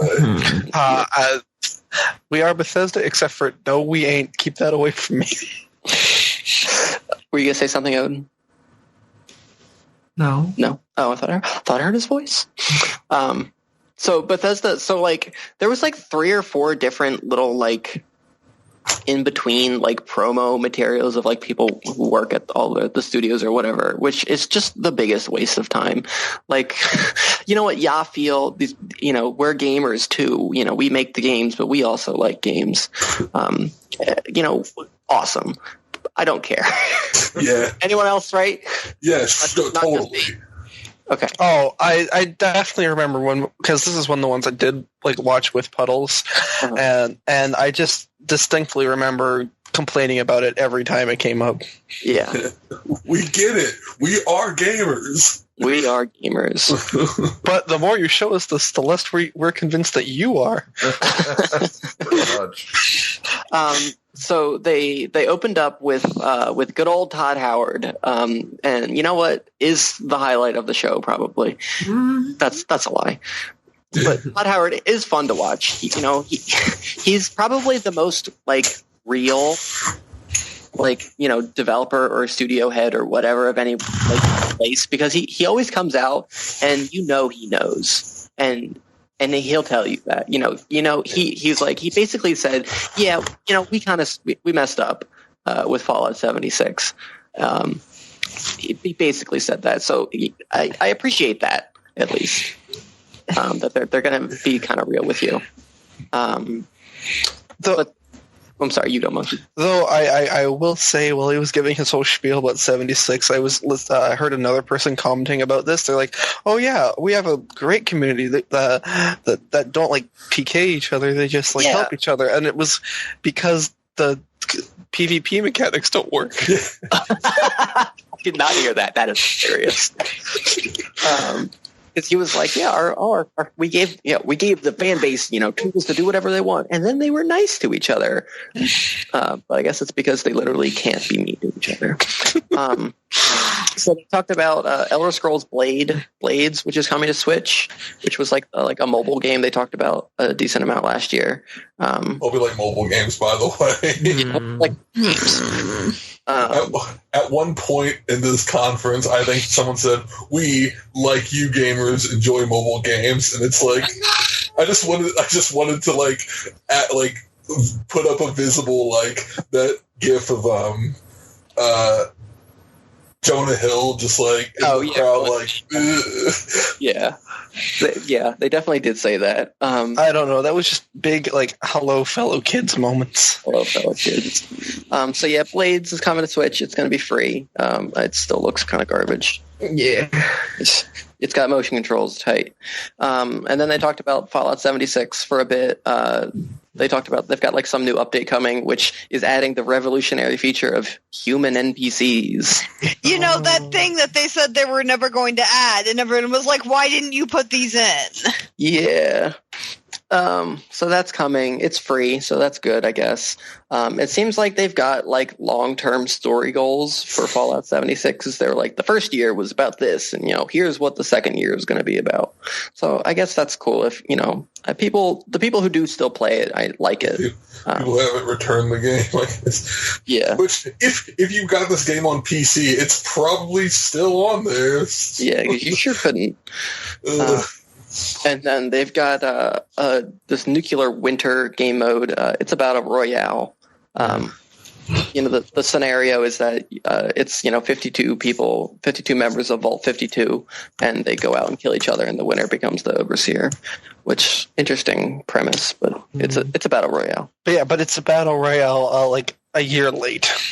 Yeah. There was that one just when he was like, "That's right, we added the battle royale to Fallout 76." It's just like, God, I cringed so hard. How is this not a fucking satire article headline? I think to quote him, and this was the first swear we heard on during the Bethesda thing, was like, "Fuck yeah, we added a battle royale. We're cool because we curse. Come on, kids." Bethesda. Yeah. It's also like the combat, the gunplay in Fallout 4 and by extension 76, it's basically the same. It's the same engine. It's not great, honestly. So that's kind of lame. Whatever. Anything Fallout 76? Any thoughts? No. Yeah, I didn't think so. Then Todd Howard 2 came back out, and he was like, thanks for being gamers. We're still working on Starfield and Elder Scrolls 6. We'll see you next time. Not going to see him. But I mean, they had said that like way back at PAX East that Starfield and Elder Scrolls 6 were not going to show up, so it wasn't a surprise. Yeah, I was not expecting them at all. Next up, we got Ghostwire Tokyo. Actually, kind of cool looking game. They didn't really show any gameplay, but like the cutscenes and the kind of the art that they showed looked cool. You fight ghosts or something. It's an action adventure. But nobody talked about that. Everybody talks about the what's her name, Mikami-san or wherever. I mean, it was one of one of two games that the Bethesda showed that actually looked kind of interesting to me. So. Yeah, this game. Yeah, and then there was one other game that they showed that looks super interesting to me. Mm-hmm. Mm-hmm. But yeah, everybody kind of got cringy about the lady who got up on stage. Yeah, but the game, whatever. But I got to give huge props to her. She was really enthusiastic about what she was working on, and she seemed to really to really enjoy the fan reception of her specifically. Yeah. Well, So just props to her. She took it in strides, and she got to present something she was passionate about, and the game looked good. It was just like a normal person being excited. Yeah. Also, But people took it too far. It's spooky is also just her saying that is also just a good short reaction clip you can use for things. You could use it in reaction to people who took liking her too far. But she did get a lot of nice fan art. She was happy about that. So that's cute. But yeah, Ghostwire Tokyo looks cool. I don't think they had a release date or anything. And then they talked about Elder Scrolls on anything on Ghostwire. It looks interesting. I like a good supernatural thing. Yeah, for sure. And then they talked about Elder Scrolls Online for a hot minute. They talked about the newest expansion, and I cannot believe this is what it's called. Elsewhere, and it's spelled fancy, but like I don't know where can we take the series now? I don't know. Elsewhere. Oh, Elsewhere. Tight. I cannot believe that's what it's called. That astounding. How is it spelled again? Because I remember being really mad about how it was spelled. LSWEYR. Ugh. But it's just pronounced Elsewhere. I hate that. And it takes place, I don't know, elsewhere. It's like it's the home of the Khajiit, the cat people. Cool. And then there was a long ass CG trailer where they fought a dragon. I don't know. This is the part of the conference where like that one guy, like this was when he was at his worst, was screaming and yelling and stuff. Yeah. And then they announced a couple other like expansions, Dragonhold and Scalebreaker. Those are coming. Cool. Skip. Right? Skip. We good? You mean Commander Keen? Oh, I'm just talking about Elder Scrolls. We can skip. We don't need yeah. Yeah. Next up, we got Commander Keen. I'm sorry, you go, Slim. I was just going to say, if Beck was here, she'd probably have something to say about ESO, but since she's not, move on. Yeah. It just, I mean, ESO looks decent. I've heard like as they've expanded on it more and more, it's actually turned into a pretty decent MMO. Yeah. It just seems like every other MMO. You know, it doesn't it doesn't seem like there's anything that really kind of makes it stand out for me. I feel like Elder Scrolls, I guess it's probably a good one to pick. Yeah. And anyway, yeah, go ahead, Monkey. I was just gonna say, and then comes another old franchise coming to the deathbed of mobile. Hey kids, do you fucking like goddamn fucking Commander Keen? Yeah, Commander Keen. It's a mobile game now. It looks kind of bad. I don't know. Like I'm not even sure what Commander Keen is. I guess it was an old fucking computer game people like. It's an old point and click adventure game on the computer, as I recall. Mm-hmm. I mean, I know it has its fans, so it's a shame that they have to live to see this moment. They pulled a Command and Conquer. You never pull a Command and Conquer. So that's got a summer soft launch on mobile. I don't know. Lame. And then they talked about Elder Scrolls Legends, which is it's the card game or whatever. It's on phones. I don't know. There was a whole live action trailer. It was I don't know why they spent so much time on it. And then they talked about Rage 2, and there's a big DLC coming out for that already, which kind of confused me. The game has been out like not even a month, I think. It's been out more than a month. No, actually, no. I think you're right. I think it was beginning of June. Because during the conference they were like, it's been out for 3 weeks now. So like, I mean, by now it's been about a month, but yeah. There's also a really funny thing. We didn't experience this because we were watching on Twitch, and apparently it only came through on YouTube. But I guess the sound guy was like messing with some of the stuff he had, like I guess test stuff or whatever, and you could hear some music play over Rage 2, or like kind of faintly while it was happening. It was the Wii Shop channel music, or was it me? Oh. It was one of them.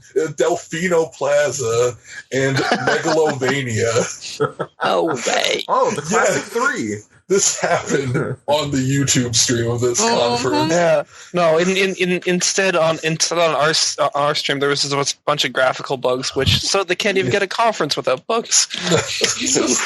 just imagine just watching it on YouTube and just being like, "What is this? Is this Mario Sunshine music? What?" That's pretty funny. I hadn't heard about that.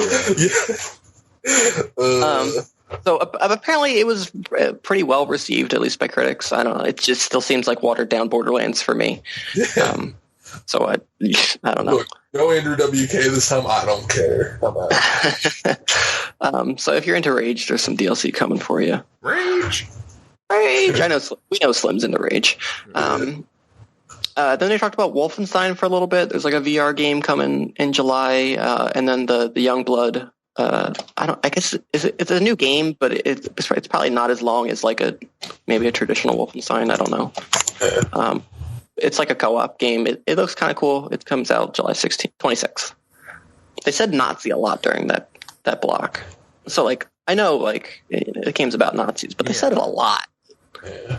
Usually it was following the word fuck, so that's pretty good. To be fair, fuck Nazis. They just said it a lot. I was just like, okay, we get it. But like a counter, except that would be like a Magic commissioning. So, hey, can you make like a Nazi counter for us? What? No, you don't understand. Yeah. Any thoughts on Wolfenstein? I hear it's good and it looks cool. Yeah. Okay. Next up, we got Deathloop, which is the other game, at least for me, that looked really cool. I assume Monkey. Oh, that's exactly the other one I was talking about. Yeah.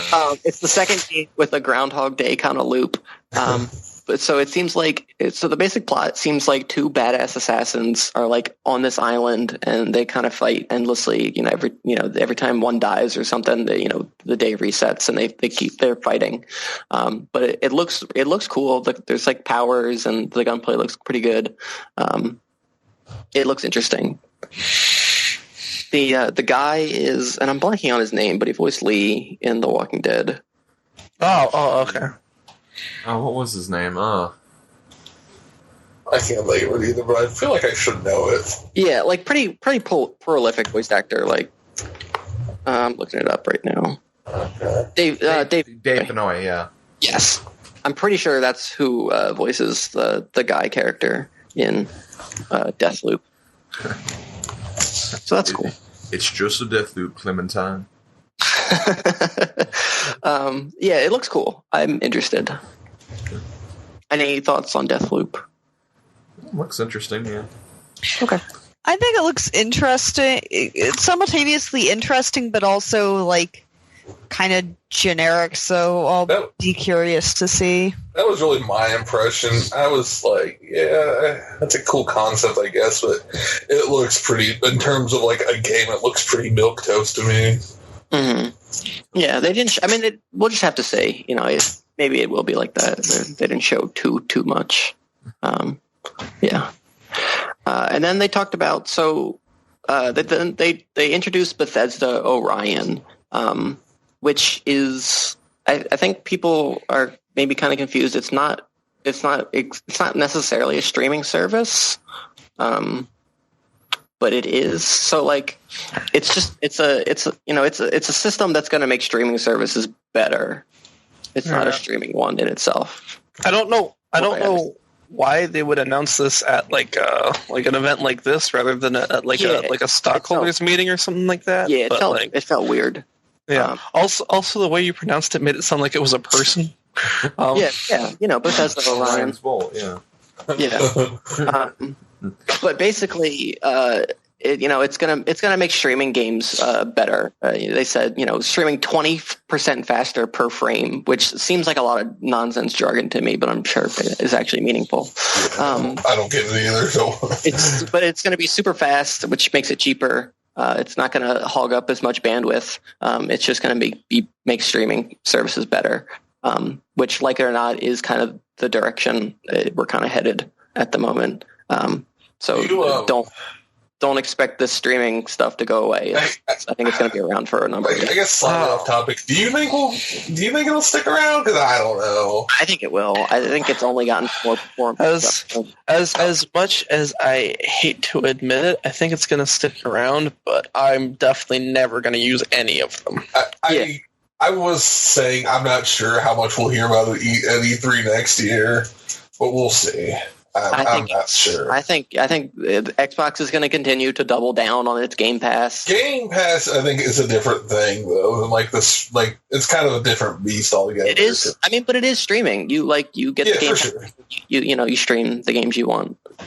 I think probably maybe we'll see with the new console. I feel like Sony is going to probably try to revamp their streaming service for games.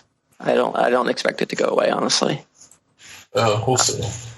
Yeah, and they're like, oh, but can it play Doom? And it sure could. Some lady came out and it was in it live on stage. Cool. Doom 2016. Classic joke. Yeah. Any thoughts on Orion? Why did they show it? That's not. Yeah. Why did I use OBS? That's good enough for me. And then lastly, we got a nice long look at Doom Eternal. It looks cool. It looks like more Doom. Maybe like the one really interesting thing at this conference. Oh yeah, no, I thought the trailer was really cool. It really captured the vibe. It showed off everything that it really needed to. But my only complaint was that all of the game's menus and UI looked too cluttered. That's fair. I don't remember seeing any menu or UI, but Well, I meant like when they popped up for the weapon swap, it was really just. oh, It really yeah. kind of took I me did out of kinda it. think that. Yeah. I did kind of think that the UI was maybe a bit much. I don't know if that's how it looked in Doom 2016. I haven't played it, but I am kind of interested in trying both of them. It was not. It was a lot cleaner in Doom A lot 26. later. Okay. I know. So, like, I think the big kind of thing is like, yeah, you get to go to heaven and hell, so you can kill the emperor in both realms. I was about to make the joke of you weren't. I mean, I have it in my notes. Okay. So yeah, and then it's got a new battle mode, a new versus mode where one player plays as like a fully kitted out Doom guy, and two other players play as like demons. So that seems kind of cool. Yeah. I like that stuff. Yeah. And that was for Bethesda. Any thoughts? Bad. Yeah. Yeah. I didn't have to watch it all. Yeah. Not good. Not as much in there. Anybody else? Slim? Not for me, no. Okay. So after that, Devolver happened, but we're not really going to talk about it for time's sake, I think. All I was going to say is that the audacity of, in 2019, them releasing a game specifically on arcade cabinet.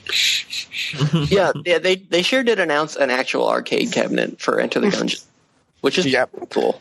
And the only other thing I thought was super notable was Devolver Bootleg. A Hotline Milwaukee Game of the Year. So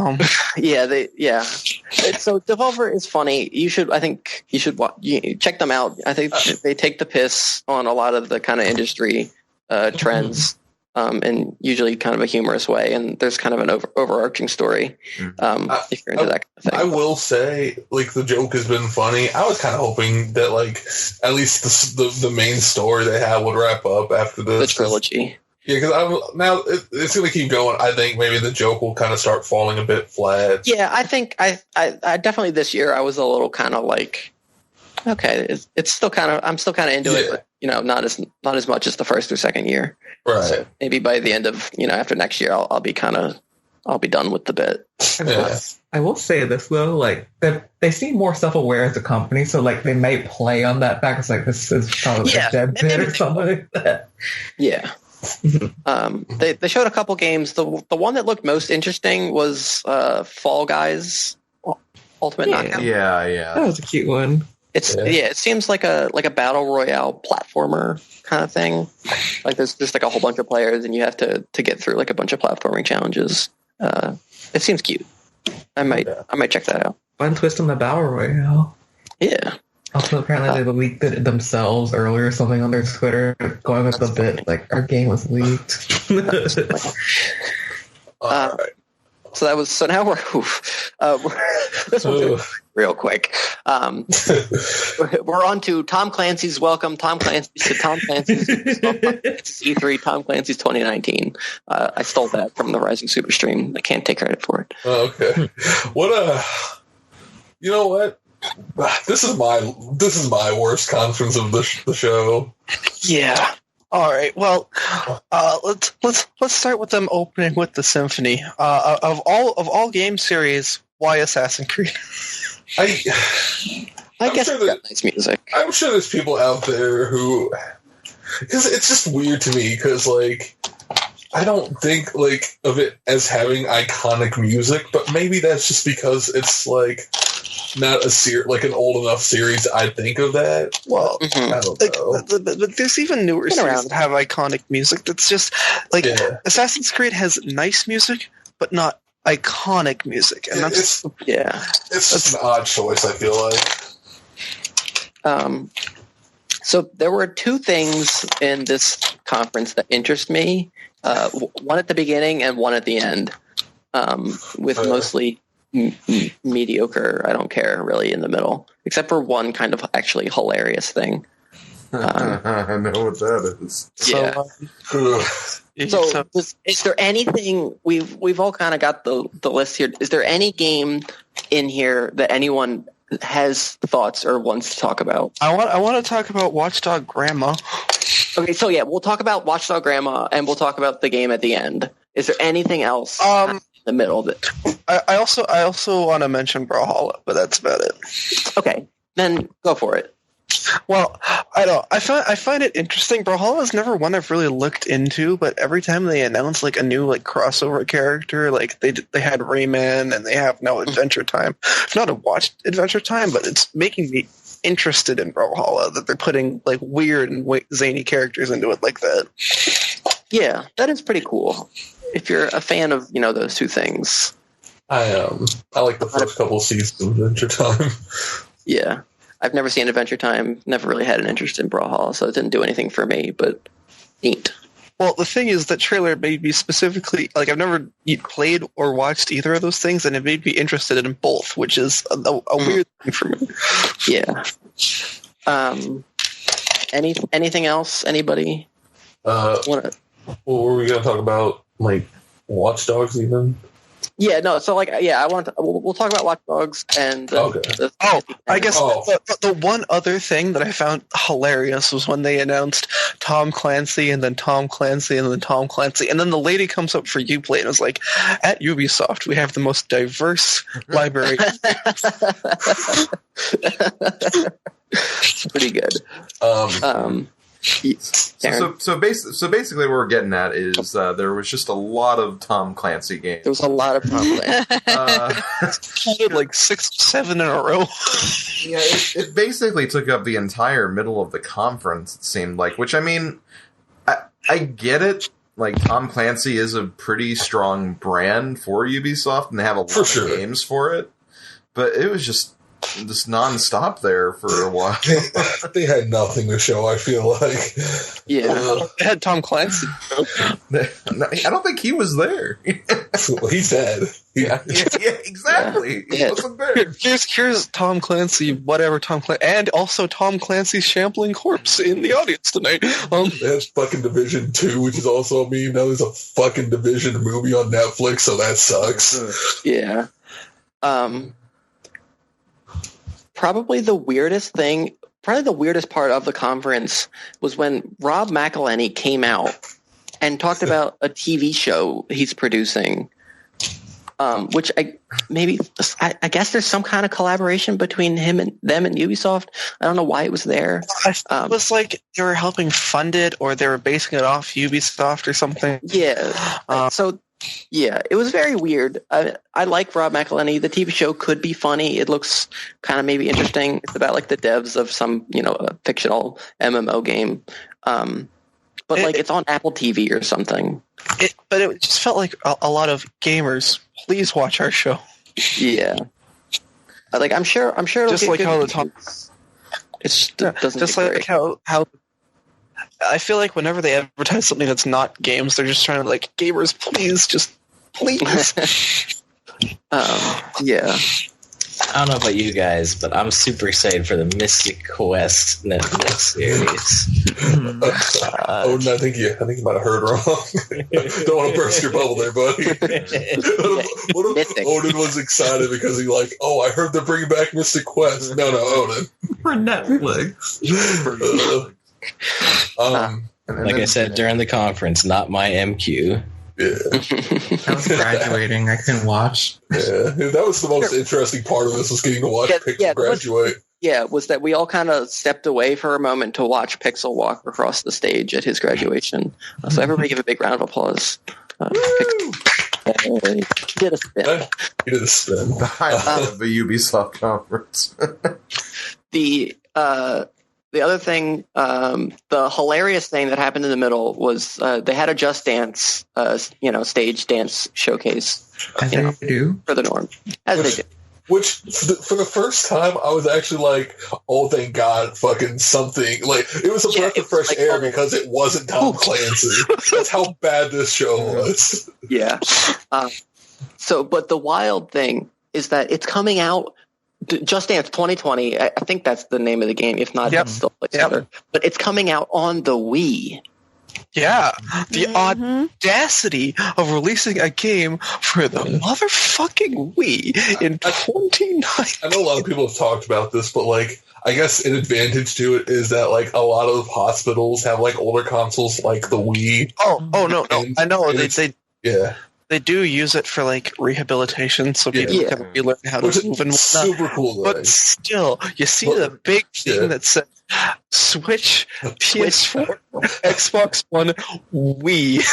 I think Not the even funny weird. thing about this is that we definitely do talk about every year that there's a new Just Dance out for Wii, but the fact that it's not on the Wii U this year is pretty funny. I mean, you can play it on the Wii U, so I know, but it's just still funny. Oh, go ahead, Sam. And yeah, that's someone actually told me that on Twitter when I made my joke tweet about that. And yeah, that is true. Like Wii U is backwards compatible with the Wii. All Wii games can play on the Wii U, and it does make sense to just make it for the Wii instead of making two different copies and like all the production costs and all of that. It's just funny. Like It that's is the funny. thing. It's super fun because I remember also seeing like a discussion about that. It's like, well, why don't they just like privately contract and then only sell it to hospitals? And I was like, well, because it actually still fucking sells on the Wii. Weirdly enough.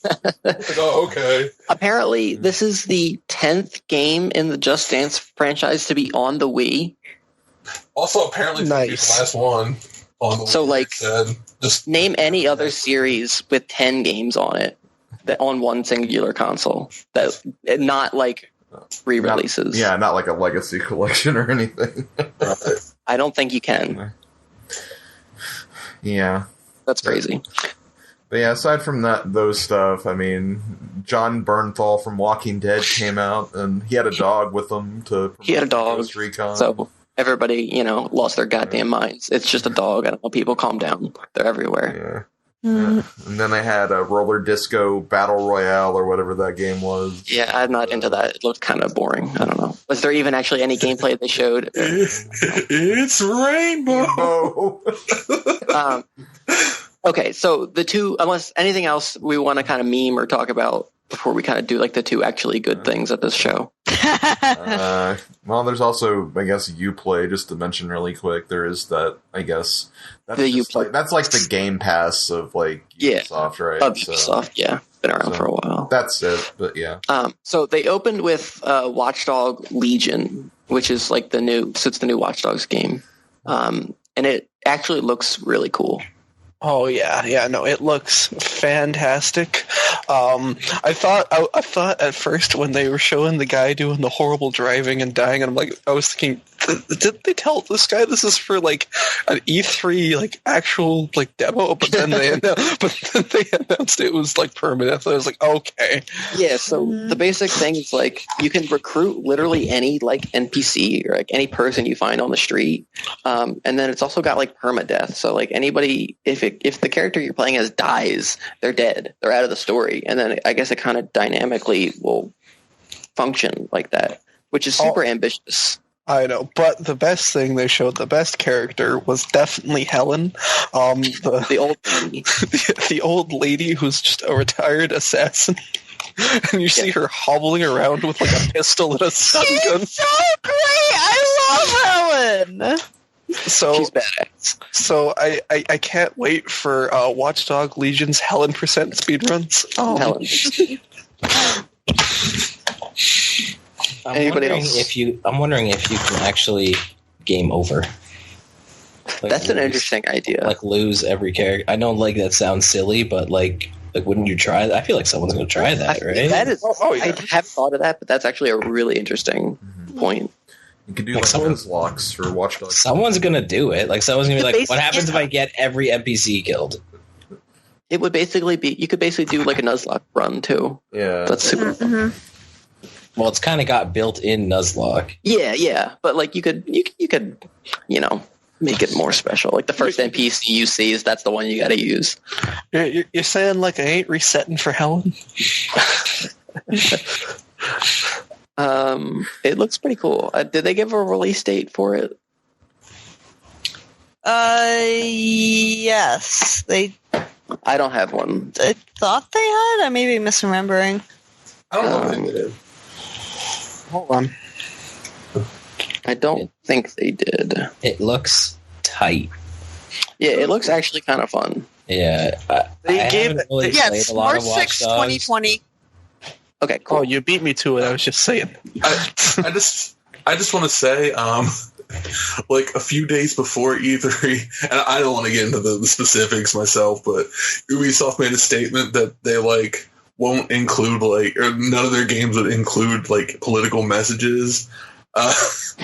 And then they proceeded to have like Watch Dogs Legion, where they talked about post-Brexit England, and then a bunch of fucking Tom Clancy shit. So, you know. Yeah, they definitely brought up Brexit on stage. That was maybe way to make it political. We're trying to have a game show here. But yeah, I just thought that was a really weird. Like, why would they have even said that if they knew they were about to have Tom Clancy's E3 conference? Anybody? Oh, I think Stephen Merchant is like the AI. Sounds like him. Yeah, so that's cool. He's funny. Anything else? He has Wheatley in Port 2. So. Yeah, he sure was. Any other thoughts on Watchdog? Yeah, I remember when we first got the trailer for like the first Watch Dogs that came out of nowhere at E3, and it looked hella cool, and then it turned out it wasn't. This has kind of got that vibe of like, okay, this could be like they got it now, you know? Yeah. Like, I'm hoping it's got that feeling where like it's going to be cool. Doesn't have to necessarily have online. I don't know if they really mentioned that or not, but it doesn't really need it, really. But yeah, that's a good point. It seems super ambitious. I hope they can pull it off, because it could be a super fun game otherwise. Right. For sure. One thing I actually kind of forgot about that one I'll mention. This was the other showing of Terminator. Oh yeah. For I've got it here somewhere. For Ghost Recon. Yeah, so it kind of started with like a trailer, and you know, it kind of started with the T2 like burning air, dun dun dun dun. Which was all I needed to be like, oh my god. And I think that's when I was like, oh my god, this is the Terminator again. Yeah. I don't think they really said in what capacity it will be, if it's like a DLC or a character pack or something. I don't know, but cool. The last thing about Ubisoft I wanted to mention was the Gods and Monsters game they talked about at the very end. It's made by the same team that did Assassin's Creed Odyssey, I believe. And it looks cool. It's like Greek mythos. We didn't see any gameplay, but it sounded cool. A lot of people, because this is like the Assassin's Creed Odyssey team. I feel like I remember a lot of people being like, it seems like they just want to make like cool like period piece games, but like, yeah, why keep the Assassin's Creed license to it? And it feels like this was them being like, that's a good point. Here's Gods and Monsters. I definitely remember. We definitely talked about that last year. Here's Kid Icarus of Gods and Monsters. Yeah, pretty much. Yeah. I'm wondering if there will be some kind of Kid Icarus tie-in exclusive to the Switch version, similar to how Starlinks had the Star Fox stuff.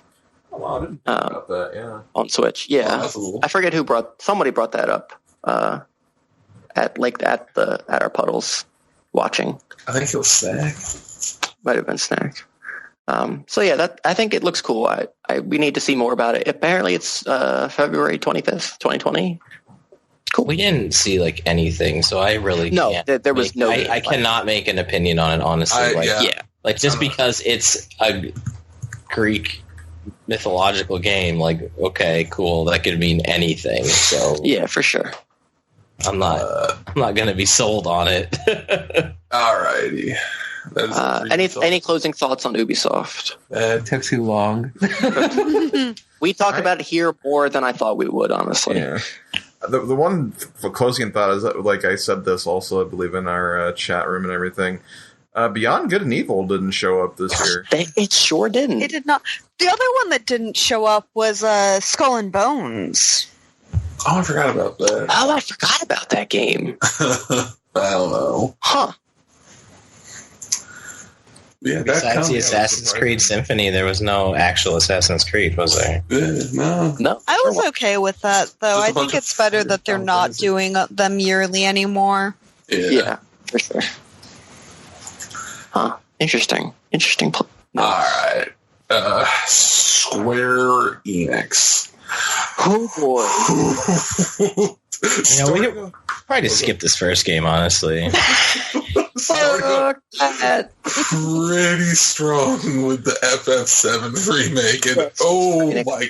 Yeah, they spent the first 20 minutes of the conference on Final Fantasy VII remake. Hell yeah! It's honestly worth. I mean, I don't know. They just kind of showed the best thing they had first because they knew what everybody was there for. I'm not going to say this was I'm not going to say this was a slightly weirdly paced conference, but starting with this was really cool. Yeah. I mean, it was personally. I've never played Final Fantasy VII because I could never get into the Final Fantasy active meter combat. Yeah, but this new combat system honestly looks way better, and it looks like so much fun, and I'm getting it day one. Yeah. So I think the big red flag to me is that it's got it's split into so many parts, and that this one's going to end with Midgar, which makes me a little afraid, because I think they could do it in 3 parts, but also that means I'm probably, if I want to keep going, I'm going to have to buy a new console, I bet, which sucks. Yeah, that's definitely the big sticking point is how are they going to split the story up? Because the first game is all Midgar split over 2 discs. I've heard a opinion someone had that sounded cool. The second part would, or the first part could begin with a flashback, and then go all the way up to the Northern Crater incident. Then the last part could be the escape from Junon all the way to the end. You know what I'm worried about? What's that? Because this first part is all Midgar, I feel like they don't know what to do after. Maybe not. Maybe they don't. Maybe they don't. What are they going to do? Are they going to have a world map? Is it going to be... Maybe we don't. That's what I'm saying, right? We don't know. And I feel like that's a big part of it. Mm-hmm. Because, in reality, the Midgar section is really not too long. It's not as long as people make it out to be. It's about 5 hours. I think they could really flesh it out, and I kind of, if they're going to do this for a game, I'm sure they will. Because there was stuff we hadn't seen before. There was a cool scene with Cloud and Jesse riding on the motorcycles. That wasn't in 7. Ooh. Yeah, there's definitely going to be new bits. They're going to, a lot of the Avalanche team is going to get expanded on. They're going to be more characters throughout the whole game. For this, this first game. But that's it, red flags. Anyway, let's just gush now. Oh my god! One last red flag is how much of the compilation is going to be in this game. That's fair too. Is there going to be Crisis Core stuff? Is there going to be just other expanded Final Fantasy VII universe content to kind of float the game? But that's for the game. But anyway, the game looks fucking awesome. That first boss, the fucking back and forth between Cloud and Barrett. Oh my god, the tutorial boss of the game seems like that's a 30-minute encounter. It seems like, and if that's the level of detail for every single boss fight, then okay, I can maybe start to see how how this game is gonna be just Midgar. Seems like an encounter, like the final boss of Metal Gear. The first boss. There were multiple phases and dynamic. It was jumping around. We got to see Tifa finally, and she looks great. She looks amazing. She looks amazing. We also got to see everyone's favorite character, Marlene, working at the bar when she's 4. Sure is going to work the bar while the terrorists go out. Hell yeah. While being 4 in the process. Yeah, that's so good. She is 4. The combat looks good. You can swap between all the characters instantly. Tifa looks so fun to play as. She does. I'm going to probably play as mostly Tifa. Yeah. She looks fun to just combo and punch people. It looks good. Yeah. It seems like they kinda just got everyone who loved Final Fantasy VII to be like, let's make the best love letter to this game ever. Yeah. And they did. I'm glad that I've played FF7, the original, to like appreciate all the stuff they're doing for this one.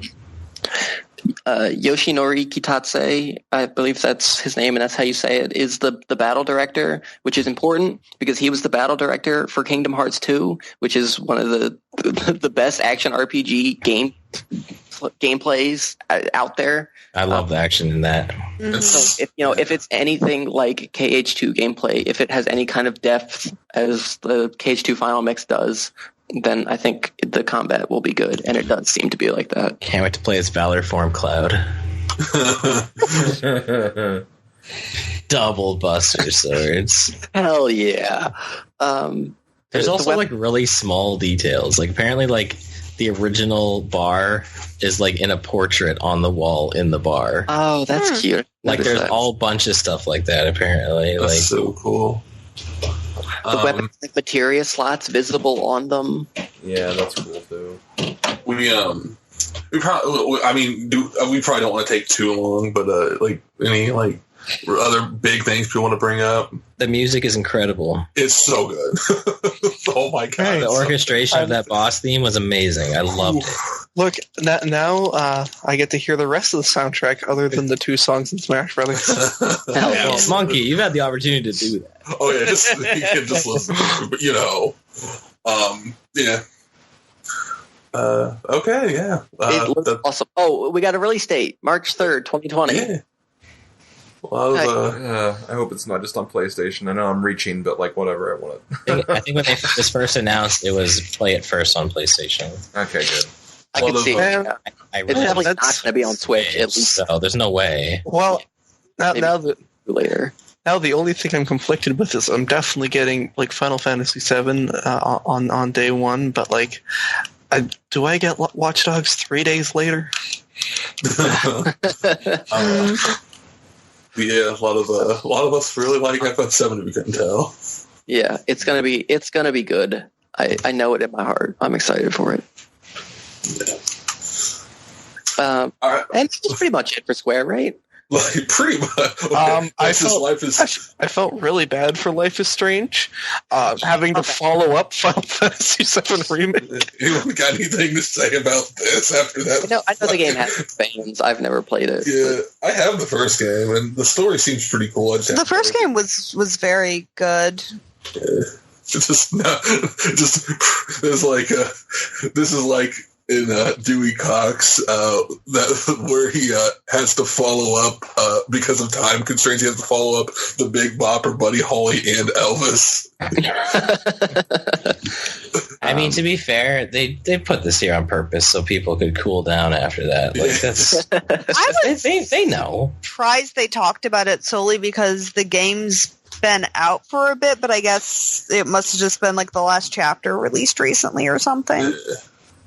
I think the cringiest part of the Life is Strange 2 trailer was that they had a bunch of reactions from Twitch casters, which was just not needed. I forgot about that. Yeah. Why do that? Don't you want to like have people buy the game instead of play it? I don't know. That seems like a weird move. I mean, I guess maybe they're advertising to people to do, hey, you can do your own blind stream of this. Wow, that was weird. Yeah. Final Fantasy Crystal Chronicles Hype. Switch. I really want to play this one. Yeah. Cannot wait for this. It's so cool. I've really always wanted to play I this game. loved the GameCube game, and I always wished I could play it multiplayer, and there were so many hoops you had to jump through. I cannot wait for this to come out. Let's have online so we can play it together. So cool. Hell yeah.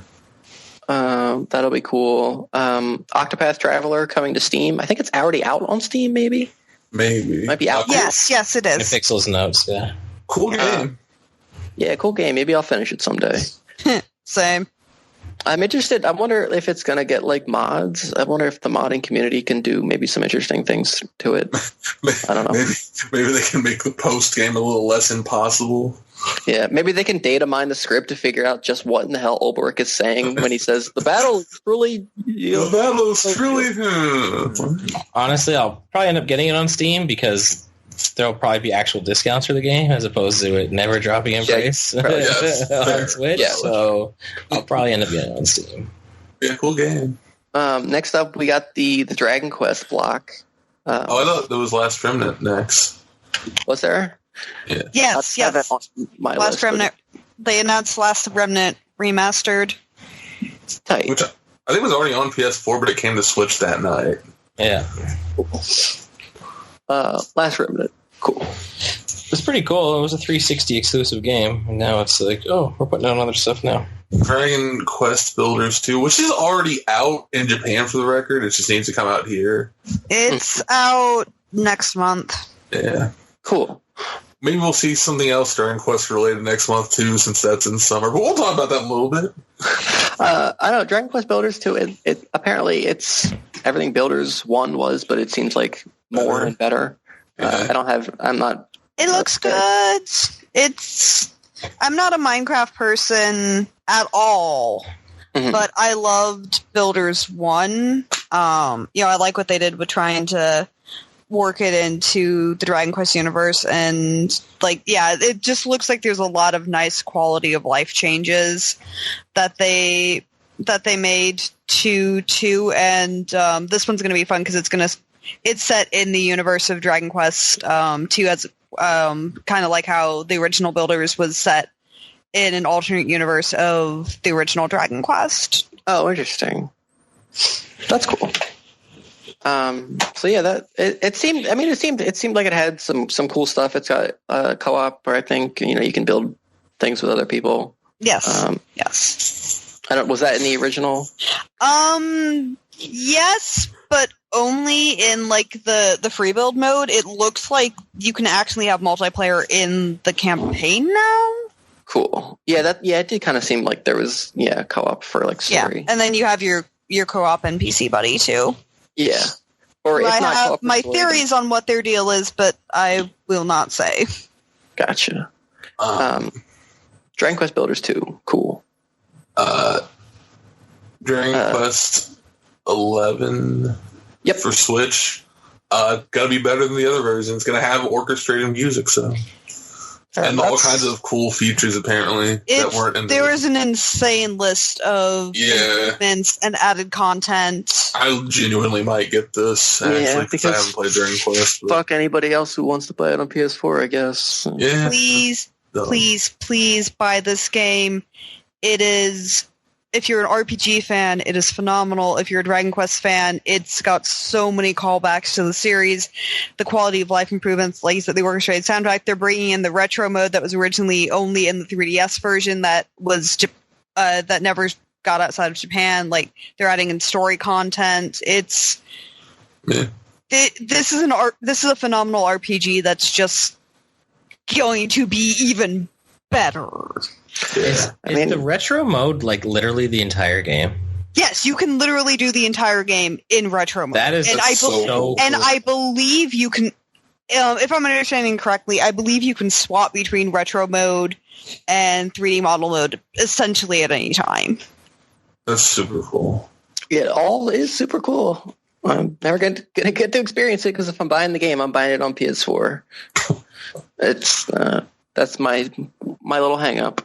But I guess cool. It's still shitty that the Square does this with their games. They did it with Final Fantasy 12 when they put that on Switch. They added features to that game exclusive to Switch, generally nice quality of life features. Just to wrap up, they talk about this in Nintendo, but we can just tack it on here. It's coming out September 27th. Cool. They're also doing... it's never going to come over to the States. I wish it did. They are doing an absolutely gorgeous exclusive Dragon Quest XI Switch. I think I do remember seeing that. It did look pretty cool. But yeah. They had a big thing for their sub-server. No, it turned out not to be. It said on Pixel's note sub-service. It was like a sizzle reel for indie things they own. Mm-hmm. They showed this weird top-down racing circuit superstars. Didn't look I don't know. good. It looked kind of meh, honestly. Yeah. Yeah. There was a sizzle reel, Battalion 1944. It looked like Call of Duty 2. Basically, I can't imagine. Yeah, it looked like nothing interesting. Didn't it have online play though? I'm sorry, say again. Did it have online play? I don't remember. I'm sure. Yeah, and it's on Steam. I like shooters. I thought it looked cool. Yeah, I mean, it just looked like every other World War II kind of shooter. It didn't seem like it was doing anything. I feel like, honestly, in today's age, it's mostly modern kind of stuff. World War II shooters kind of had their time, so for sure. So, I mean, I know there definitely was Call of Duty World War II. I know that was a more recent game, but yeah, that game also was kind of meh. So I'm just saying, like, I don't think World War II shooter is as much of a genre as it was like 15 years ago. So, but like personally, I would rather just go back and play like an old World War II Call of Duty. Like I would rather just play Call of Duty World at War or something like that. But that's just me. Yeah. Also, this already happened days before E3, but they had all the music for the Final Fantasy soundtracks is on iTunes. Spotify. Everything. Spotify. Lots of things. Yeah, basically every Square Enix kind of soundtrack. Not every Square Enix. It is specifically Final Fantasy. Is it just the Final Fantasy? Okay. Yeah. Which is cool because those games have great that's soundtracks. Yeah, great soundtracks. So you can go buy them and download them. I did enjoy the funny bit of the band constantly switching as you switch songs. That was good. It was a funny little trailer. Commercial. Yeah. We got our look at the first DLC for Kingdom Hearts 3, Remind. It's still very much in development. There was no voice acting. Everything was text, not even Japanese voice actors. But it seems like it's going to be some new scenes. A new Keyblade. You can get the Oathkeeper Keyblade, and that's got its own form. And you can play as Riku and Roxas. And Aqua as well. And Aqua during the end kind of final gauntlet. I don't want to know too much about this song. And there are some major theories that are coming out of it with some of the much. I'm not going to say. I will not say anything more than there is some interesting stuff in that trailer. And that's coming out holiday season, winter. I think they said. Yeah. This winter, this year. So yeah. There was lots of Final Fantasy 14 content to show. Their new big expansion, Shadowbringers. There's the new Gunblade class or whatever it's called, and like Gunbreaker, Gunbreaker and Dancer. We knew about a lot of this stuff already. This was just the first like cinematic trailer I think they ended up showing. Like I don't think there's been a story trailer for it yet. So yeah. I don't have much context for Final Fantasy 14, but like a lot of the stuff apparently that they that was mentioned or whatever in like the cutscenes is all cool shit. The story for it's amazing. I could get, my brother could talk about it forever. He's super into it, so like he's playing it right now as we speak. So maybe I'll get into it someday. If you get into Final Fantasy 14, you're in for a long haul. It is a long. But it is a long game. I would rather play it on PC. For sure, you got to play it on PC. Like, yeah. There just was not 100%. Enough buttons on the controller. I mean, you can plug in a keyboard, but like that point, like you might as well. Mm-hmm. So that's cool. They showed Dying Light 2 again, so it was basically the same as what was shown at Microsoft or wherever. Guess we still don't have anything else to say. Yeah, still nothing much to say there. The Saga collection thingy. Saga! Yeah, Romancing Saga 3 is actually coming to the West. Pretty cool. This was not the big Square collection with something coming to the West I was expecting to see, but maybe we'll talk about that later. Maybe we'll talk about that in a little bit. We'll see. So if you're into I haven't played any of the Saga games. I don't know much about them, but I don't much myself. I know they are extremely well loved. Kind of more on the tactical side, particularly the Scarlet Grace Ambitions, the other Saga game coming, is definitely more of a tactical. But this was definitely, from what I know from the RPG community, this was a big surprise, and this is a series that's got a a very, very avid fan base. So it was a lot of excitement around this announcement. I don't know what saga these are specifically, because I know there is a bunch of different side saga games, but Final Fantasy Legend 1, 2, and 3 are saga games. They were just localized here as Final Fantasy Legend back on the Game Boy. So Okay. So, and they've since been remade in 3D on PS2 or 3 or something like that. I can't think of what it is though, but it is part of the Saga series. Mm-hmm. So, and I played one of those growing up, and it was really good. So, Cool. Yep. Next up, we got another mobile game. This is the sequel game to Final Fantasy Brave Exvius. War of the Visions, Final Fantasy Brave Exvius. I don't know. It's a mobile game. Is it mobile game? Yes, is it actually yes, a mobile game? yes, it is a mobile game. Confirmed because they didn't really mention. I know they. I know Brave Exvius is. It is in fact a mobile game, And it's set in the same universe. Yeah, but that doesn't have to. It is a mobile game, though. They have confirmed that. Okay, it's like a tactics game, though, right? Yeah, it's kind of a tactical kind of you choose what faction you're supporting. No, I thought the actual gameplay was tactics style. I swear. Yes, it is kind of. Yes, I was agreeing with you. I love 12 AC Tactics. I'm just saying. Yeah, it looks like a really cool game. I just don't know how I feel about it with it having so much lore tied into Brave Exvius, which is a mobile game, and it itself being a mobile game. Yeah. I always heard the mobile games after that really big stinker they did. Whatever one that. Yeah, I heard they've all been pretty good. I mean, I didn't end up playing much of it, but I know Kingdom Hearts Unchained Kai is actually very good. Yeah. I played a bit of Record Keeper, and I was enjoying that one.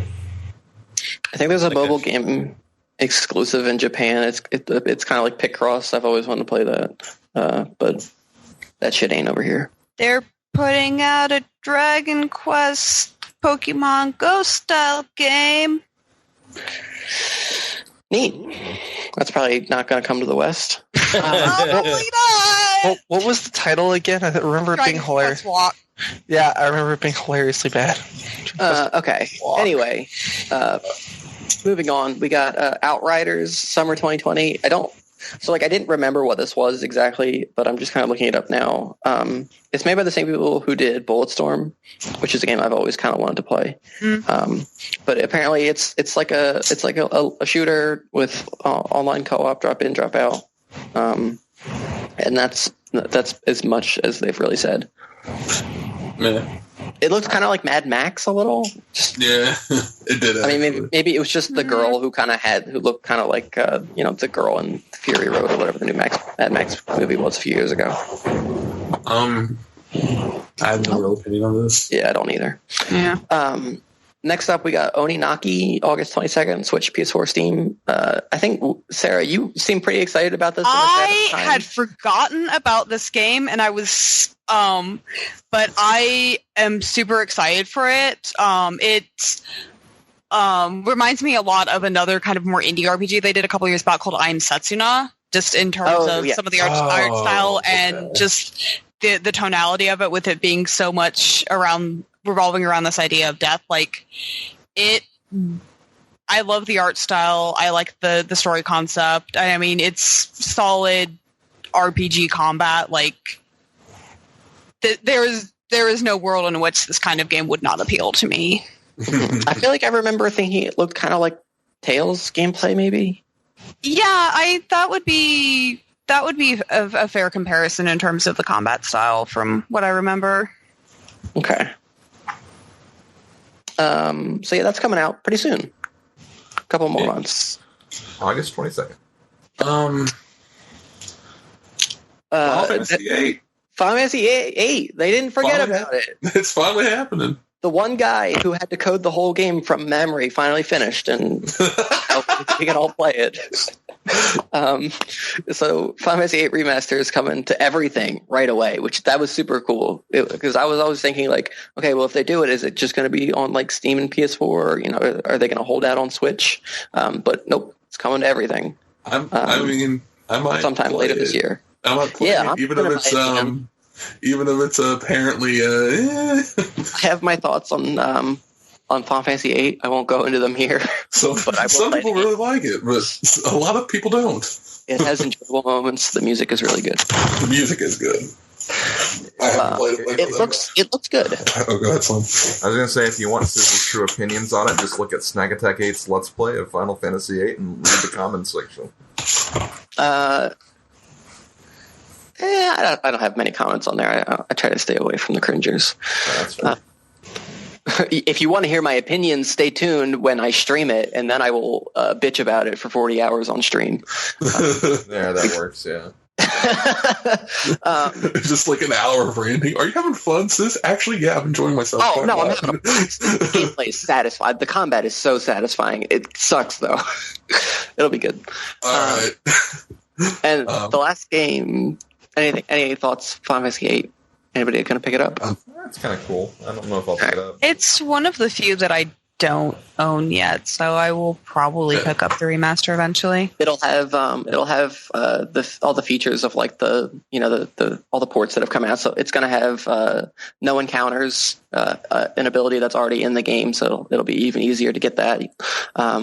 It's going to have speed up mode, so it's actually playable, and it'll have like it has like an invincible it's always your turn in battle, and like full health and whatever cheats. So that'll be cool, I guess. Lastly, we got Avengers, not Scavengers, just Avengers. Guys, what if, now hear me out, because no one's ever had this idea before. What if maybe the superheroes are a liability and they cause too much damage? Never a plot that's been explored. Yeah, I was not that impressed by it. Look, even though it was one of the games that they were hyping up, it was probably the most meh game for me of the entire show. Here's the problem with it. They didn't really show any gameplay, but apparently there was gameplay at the show, and it was apparently really good. So that's the problem. Okay. I'm pretty excited for it because I love the Avengers, and they're adding free content like just as it goes. Here's super cool. Here's more scenarios. Here's more heroes to play as. Hopefully, there's like no catch to it being free, but like, well, I know they said there's not going to be any loot boxes, right? Or they said something. Okay. There absolutely will be paid DLC for like costumes and skins, cosmetics. Which, of course, there would. Of course, they're going to sell every Iron Man variation as a skin that you can buy, because why wouldn't they? Right. But yeah, the plot it's basically just the plot of like Captain America: Civil War, or a lot of other. It's its own original story, so I think there's more to it. I mean, it's its own original story, but it's basically the Avengers messed up and now they're kind of outlawed, but they have to kind of come back. It just feels like a very derivative plot, I guess. It doesn't seem like there's nothing much new. I mean, maybe there will be. Who knows? I think it's going to be better than... Yeah. Like, there's like online multiplayer and stuff too. It has potential. I think it's going to be good. Mm-hmm. Yeah. So it seems like the kind of main 5, at least for now, is what Iron Man, Thor, Hulk, Black Widow, and... Not Hawkeye. Not Hawkeye. He'll be in there. Like, Ant-Man was in there. Hawkeye will be in there. Fuck, who's the 5th? Captain America, I guess, but he dies, right? So is he playing Thor? I said Thor. Did you say Captain America? Yeah, but like he dies, right? And like the Captain America, Thor. Captain America, he was all part of the logo. Yeah, fair. But like apparently he dies at the beginning. Black Widow and... Yeah, but this is just standard, they died but didn't actually die plot from comics. He'll probably come back.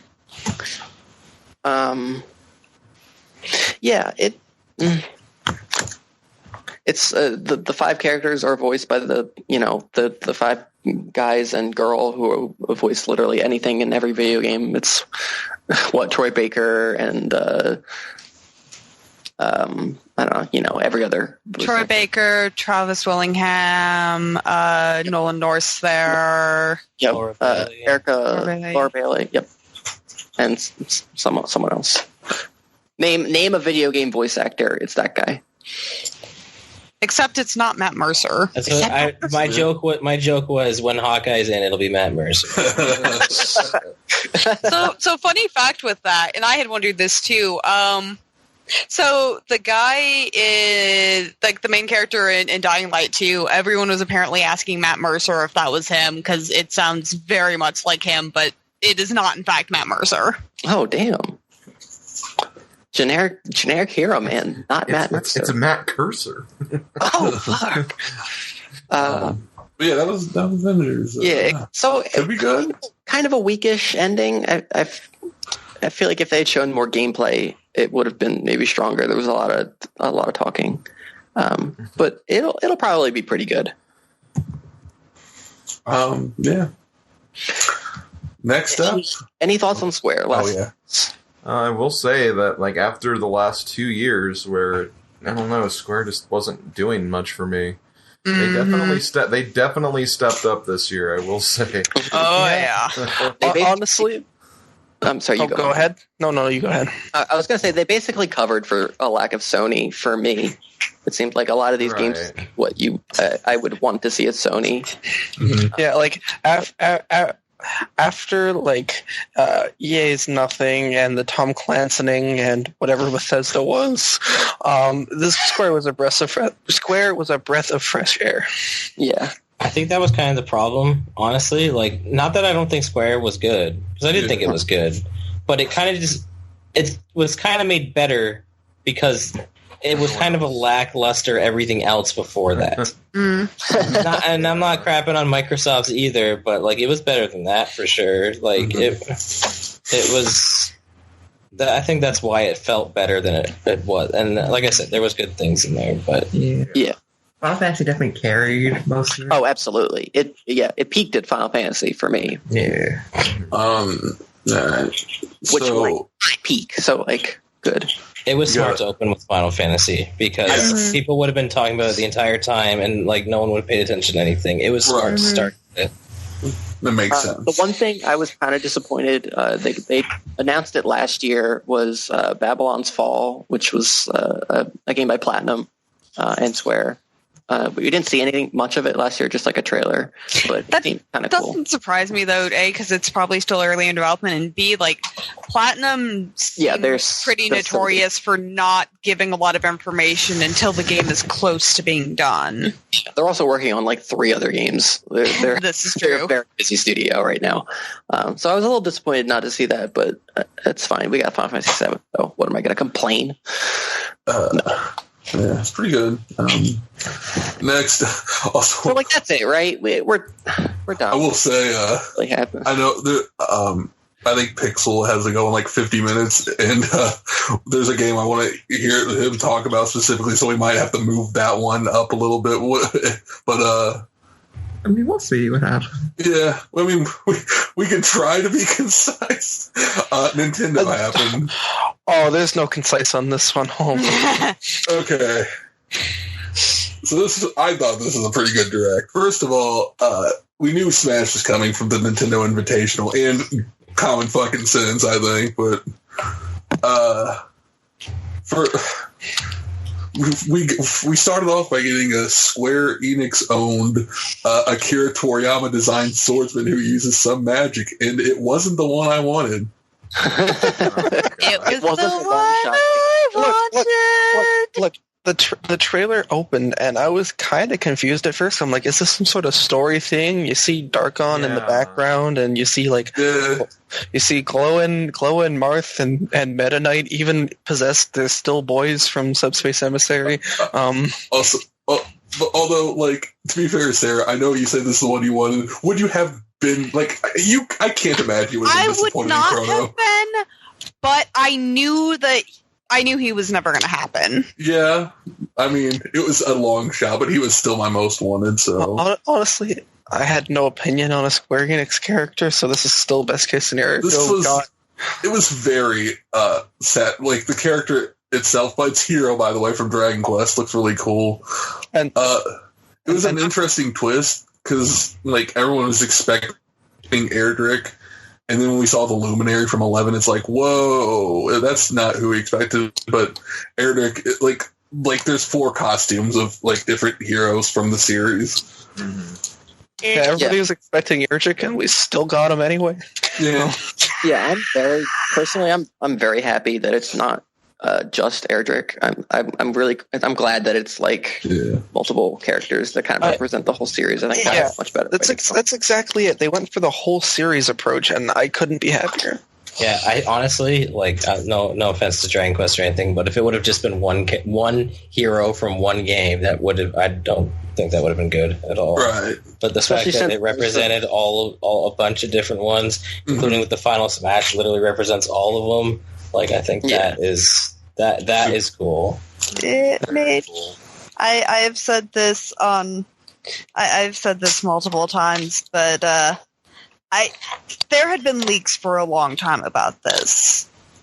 I had tried not to get my hopes up about it because you never trust leaks. Just you never do. But it was always just Erdrick.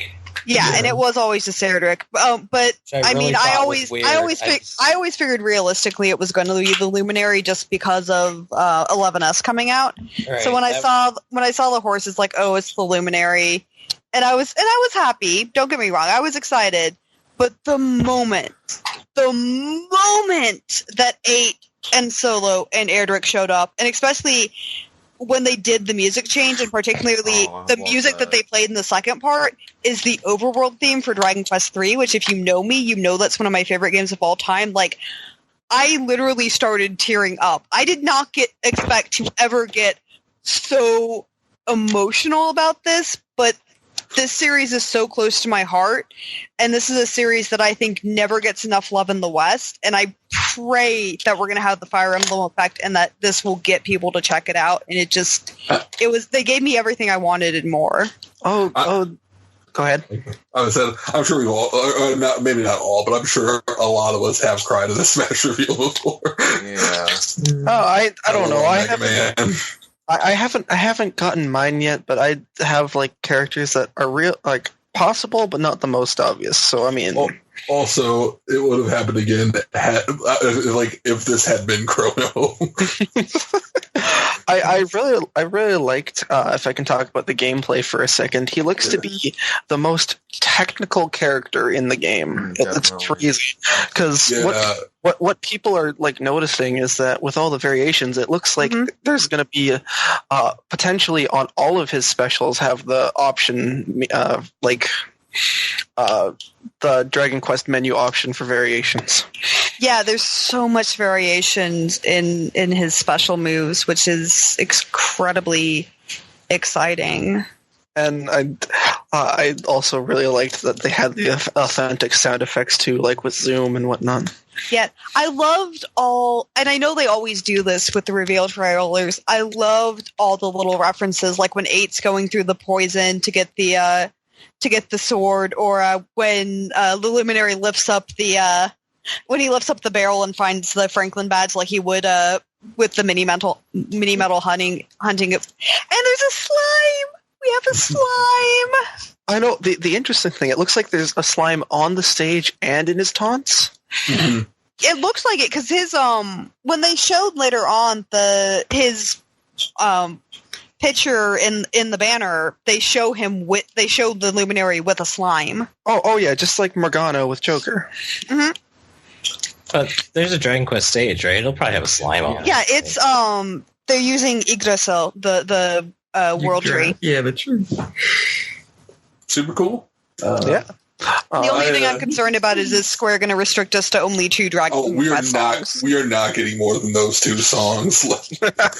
I mean, hey, even if so, we're still going to get the DLC Spirit Board with even more character love, and it's going to be good. I will say I did find it really funny. My initial thought when I saw 8 was like, wait, why are they doing 8? That's such a weird flex. And then I was like, oh, right. He had, because like, yeah, he's popular, but in my mind I'm thinking like, he has no connection to Nintendo. And I'm like, oh, wait, duh. He had a 3DS remake. He's also like a big one in the West. Yeah, he is. I think if anything, I was probably, realistically, I would have thought they would have put,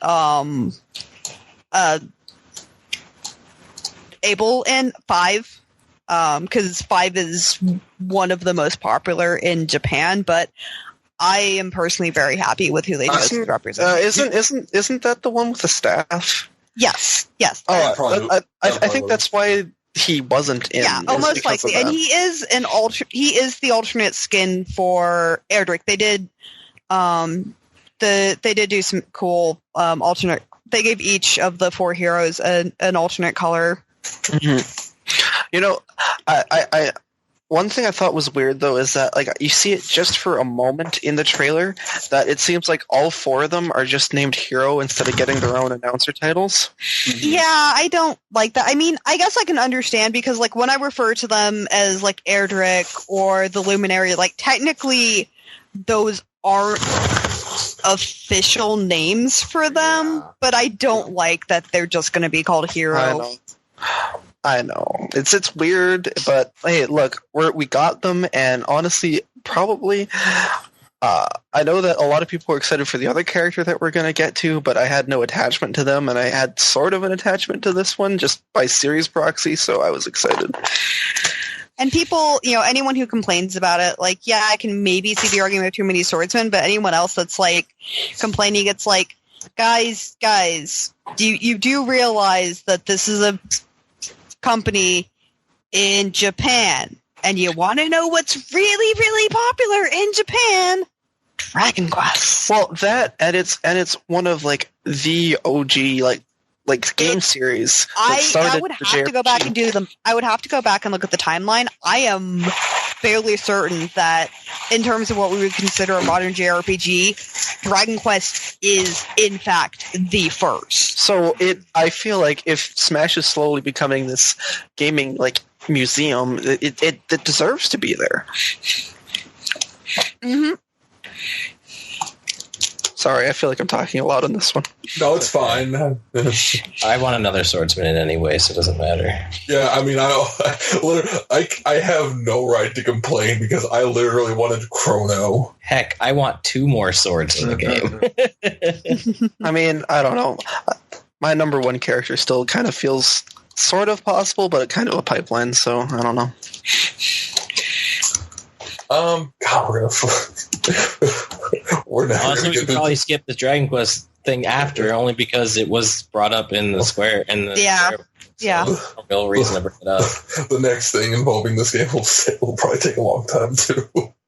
Anyway, yeah. Then they showed Doug Bowser and also Bowser in a tie, which was pretty fucking cool. It was a really good joke. And they had to explain it in Japan. Yeah. And then we got to see some Luigi's Mansion 3, which looks tight. Oh, yeah. Oh, man. The only thing I wanted out of this E3, Luigi. You can Luigi. Or something like that. Yeah. They brought Scare Scraper back, which is super cool, because that was like easily the best part of Dark Moon. Mm-hmm. Yeah, that's coming out this year, so... Yeah. Probably like October-ish. I love the suction move and the new slam move. I think that's great. The slam move is hilarious. Just beats the shit out of them. Yeah. Also, Scare Scraper being 8 players pretty cool too. Mm-hmm. I've never played a Luigi's Mansion, but like the set pieces looked really good. So like I'm definitely like considering picking this one up. Just multiplayer seems like it'd be fun. Yeah. I've always had an interest in playing the first one.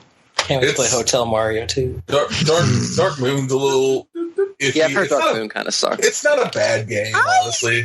I liked Dark Moon. It's just like it doesn't do it doesn't capture a lot of the cool stuff from the first game. The first game's just like a very interesting game, and I think it's more memorable because of that. Yeah, it's probably just better in general too, but I should have stolen it. I could see the argument on the GameCube version. I would actually disagree on the 3DS version. Yeah, I've not heard great things. But that's the main reason on that is unless you even when you go in and fully disable motion, like you have to go in and disable motion controls because the motion control on the 3DS version is awful, and even when you don't, like it was such a weird decision to make because I thought the controls in Dark Moon were fine and they did not force you to do anything motion control, so that to shift to nearly, unless you just outright disable it, force you to use them, just seemed like it was so weird that they went back a step and the remaster controlled worse. Yeah. Again, if you're going to play the original, probably pick up the GameCube one if you can. I think it's a solid game. It is. Still it's short, but worth playing, I think. Yeah, looks cool. All right. What do we got next up? The longest title of a game. Was it Dark Crystal? What was it? I don't know. I don't have it written down. Anyway, who is this for? I think I do have it. Hold on, let me check. Dark Crystal Tactics or something? I don't know. It's longer than that. It's the Dark Crystal Age of Resistance Tactics.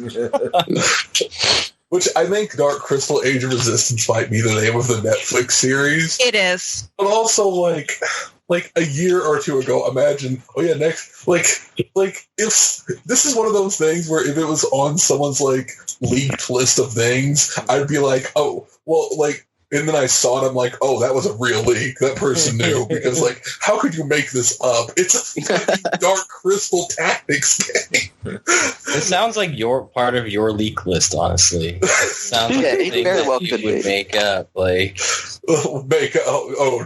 come on, man. sorry, Make up. my bad. Your actual officially found leak list. Yeah, but, no, this is very interesting. I was like, what, Netflix? And then it's like, oh, Dark Crystal. Why are they talking about this here? And then I saw like fucking tactics, like Fire Emblem style, like board gameplay, and I'm like, what the fuck? It's more like Final Fantasy Tactics. Yeah, I mean, I was just saying love as an Final example. Fantasy Tactics, so Yeah. I'm down if it's good and not too much money. If you like cult classic Muppets or Jim Henson movie, The Dark Crystal, and you like tactics games, well, here's your game somehow. Here's your game. All 6 of you. I mean, I haven't seen Dark Crystal, but it's apparently a cool movie. All right. Any last thoughts on Dark Crystal Tactics? Not really.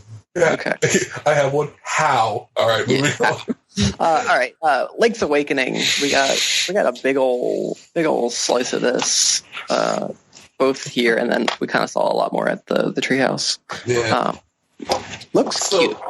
I will say, as someone who is just generally not into Link's Awakening that much, this remake looks really fucking good. Oh, it does. It looks really good. Actually, one thing I really liked is I linked it in the chat here is something that was a detail that was noticed. You want to say what it is, Monkey? Oh, so originally when they first showed the game, you know how like in Link's Awakening there was like little Goombas that wandered around. They put the design in as like the current like modern Goombas, but when they showed off the gameplay, this like at E3, they changed them to look more like what they looked like in the original Link's Awakening. They got like the weird. They got like the smug eyes and smile and the weird eyebrows. That's really cute. Mm-hmm. Instead of making it look like fucking some generic shit like the remakes of the suit or the Mario and Luigi games have been doing. Oh yeah. So yeah, it's got all the stuff. It's got like the color dungeon from whatever DX. Yeah. DX, and then it's got this new make your own dungeon feature, which is pretty cool. It looks like you kind of collect like dungeon set piece tiles that you kind of place into a grid. That sounds pretty cool. Then you can share them, and there's like time trials. I don't know if you can share them. They didn't know I talked about that. I don't know if you can share them online. Yeah, I'm not sure about that. I hope you can, but I don't think you can. Yeah, Probably. So just share with your friends that you play with on the couch. And you collect pieces in game and stuff and make it. It reminds me kind of Mega Man Powered Up, except maybe it'll be less complicated and more fun. It also seems like you can't actually change the layout. Like you fill in. Yeah, it seems like there's a bunch like a set fill-ins. Yeah, like you fill. No, like the one they showed. Like there's like a heart-shaped dungeon. Like you have to fill rooms to make it look like a heart and stuff. Yeah. I believe at one point during the treehouse, somebody said the word randomizer. Yeah, they did. And we all were kind of like, how is Slim not here for this? Doctor's appointment. Jeez. Yeah, I know, but like they said randomizer. You were the missing element there. Randomizer. Just, I'm sure like your ears pricked up, or you kind of like those changes. The doctor. What? Your blood pressure went up a little bit. Like I don't know what happened. I just said something. Yeah, I'm on board. Honestly, when I first saw when they first brought this remake a few directs ago, I was a little skeptical just because like Link's Awakening is very readily available as it is on the 3DS eShop for less than $10. So I was really concerned, like, okay, what would they do for this to make this different and worth the greater price tag? And because I just wasn't feeling comfortable about paying full retail for a game you can just get, and I still think it holds up pretty well for under just a $10 price tag. But it does seem like they're putting some new features in it, the dungeon maker and everything. And honestly, I still feel like there still might be some new stuff that is kind of different from the original game. We'll have to wait and see, obviously, but I'm definitely more on board with this now than I was the first time I saw it, and I love Link's Awakening, so well, I'm excited for this. Oh, go ahead, Ed. I was going to say a couple of things. Maybe, as a joke, I was going to say, well, they'll probably delist it as soon as this comes out on the 3DS eShop. But a couple points. It shows at the very end he has like 20 hearts, which is just not a thing in the original one. So there's going to be a lot. There's going to be a lot of side stuff, or maybe you get a bunch of that through the. Yeah, I think. I don't know. Yeah, you get I think I saw you get you could get a heart container for doing the dungeon make. You only get a fairy bottle, which is just not an aspect of the original. Yeah, and also this looks like the most fun version to play, only because there's more buttons. If you never played the original Awakening, you have to have your sword and shield equipped to the A and B buttons, and if you want to use other items, you just don't have those equipped anymore. So having the sword and shield always be there, it sounds like such a silly of course that's a thing. But having that along with having two other additional items like any other Zelda game would be, I just think it's just the power bracelets much better.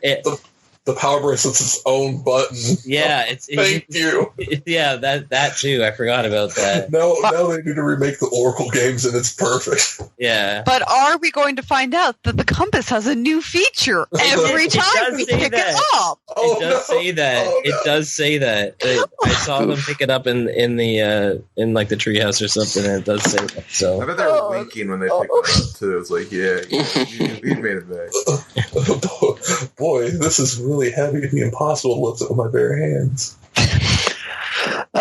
Any last thoughts on Link's Awakening, September 20th? That's cool. Tight.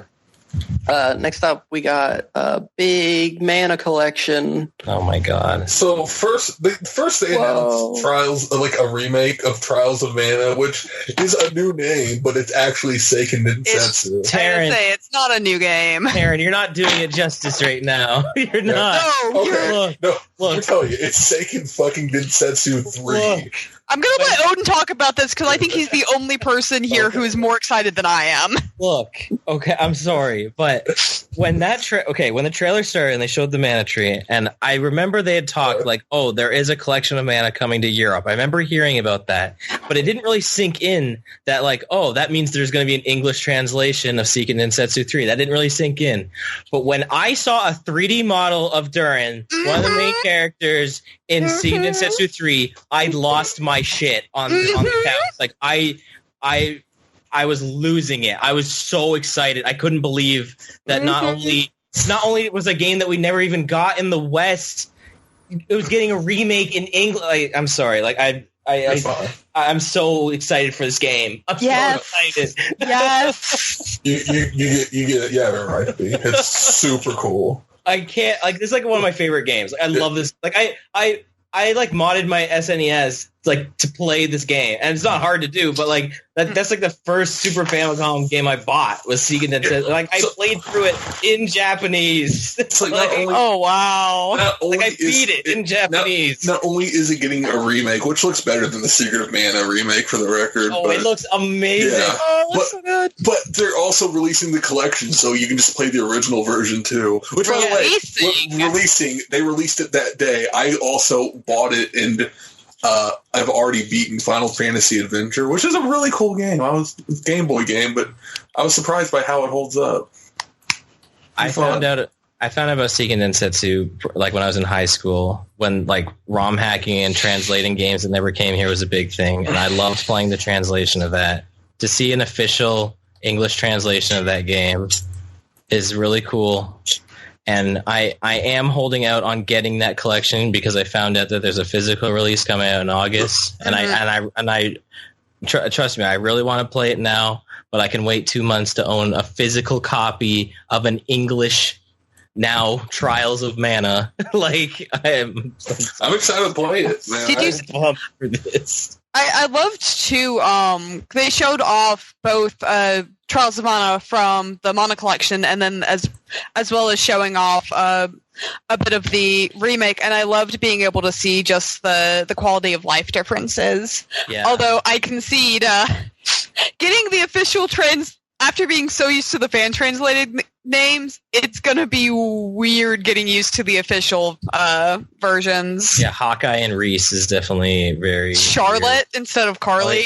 Yeah, that one is a little weird, but I mean, like, that's fine. Oh yeah, we actually got it in the West. The combat looks, the remake just looks so like fun. Like it's like in the original game. Like, don't get me wrong, as much as I love it, it's a lot of like you hit and then you move back, and it's kind of like Secret of Mana. But this is just like a full-on action game. Like, so, question for you, Odin, because I didn't remember them saying it at all. Did they explicitly say that they are keeping the co-op that was in the original Trials of Mana in the remake? I think they did mention that. What's interesting is that Trials of Mana, like the original one, is actually only 2-player co-op, even though there's 3 characters, which is really weird. But do you think we'll get 3-player co-op in the remake? I think we will for sure. I think there's going to be co-op. Like, I don't see why there wouldn't be. You could easily switch between them. Maybe not on one console. I don't know. I really don't know. With the perspective of the game, it doesn't really seem like it, right? Because like you're kind of behind the character.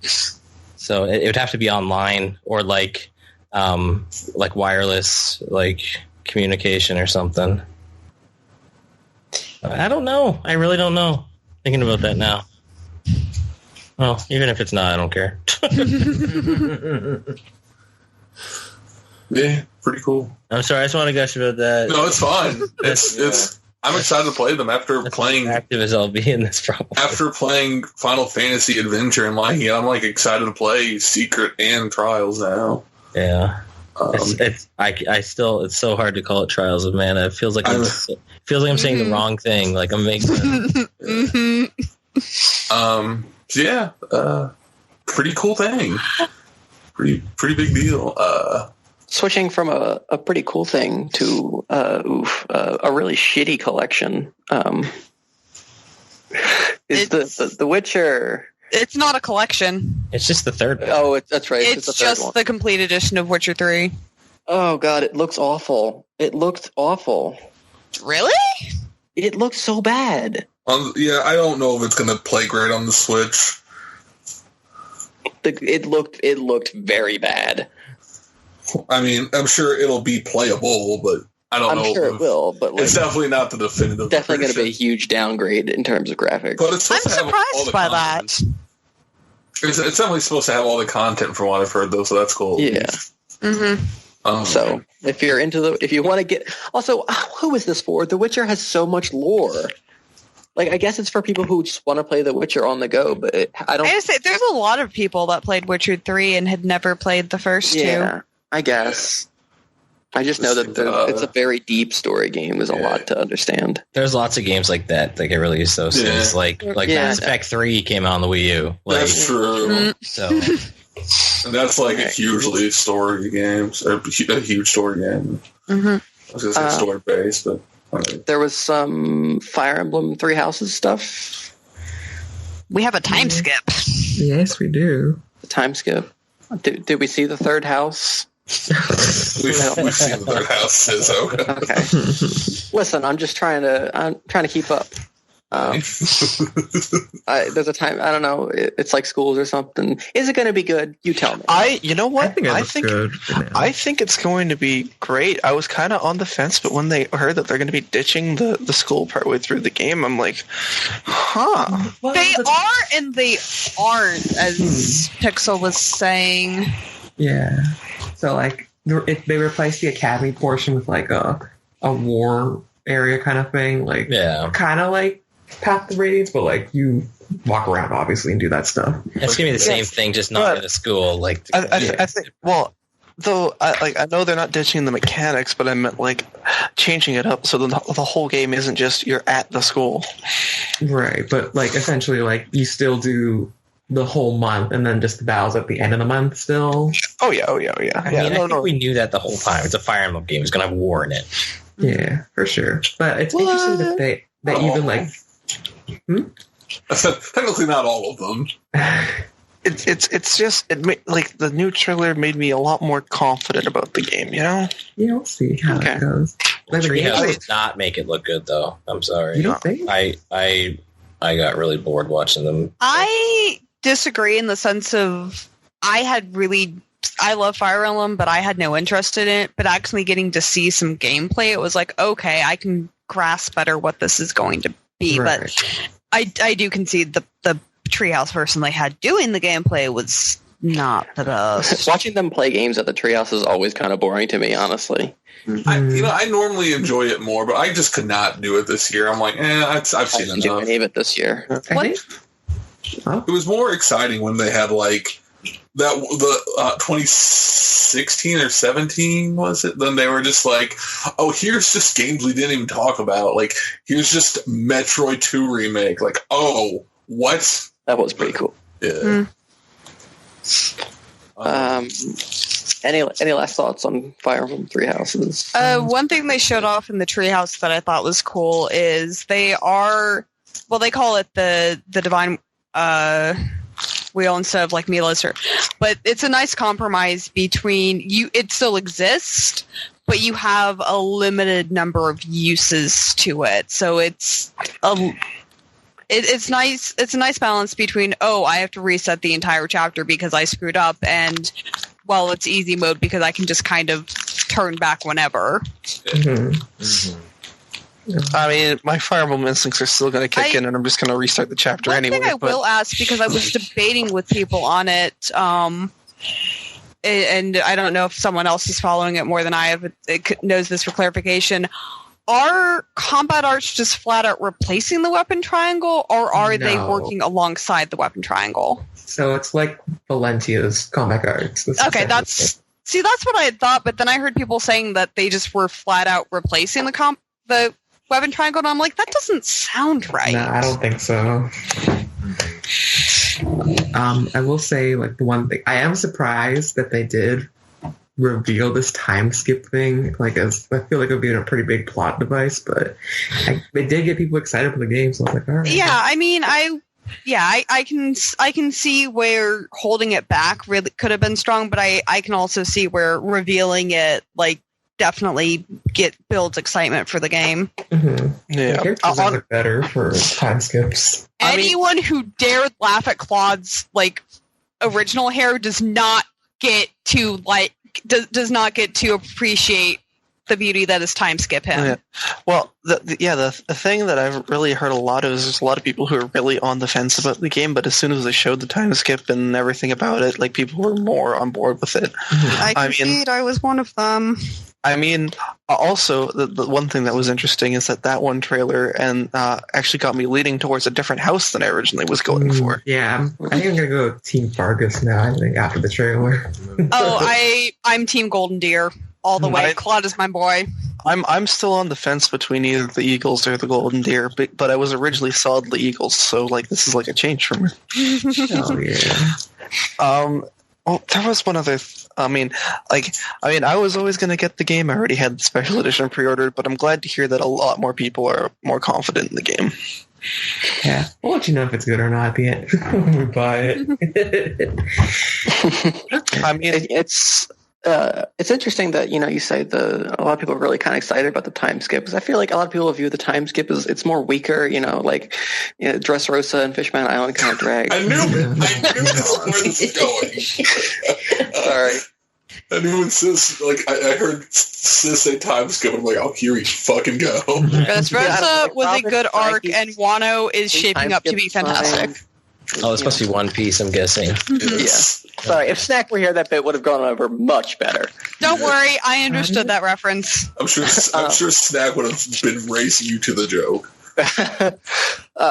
Any last Three Houses references or talks and points, or can I make a good segue? You're good. Right. Okay, speaking of Sizz and Snack, Resident Evil 5 and 6 coming to Switch. So if you want to play along with our playthrough... Well, you gotta wait till fall in 2019. Yeah, wait. Well, I mean, maybe Snack will finish editing part 16 by then. Dudes, can we agree that the reveal trailer for that was like the weirdest moment of the Nintendo Direct? I saw it and I was like, oh, spooky looking house. Oh, cool. Resident Evil 7 is going to be on the Switch. I did not know Remake was already on the Switch, by the way. That's interesting.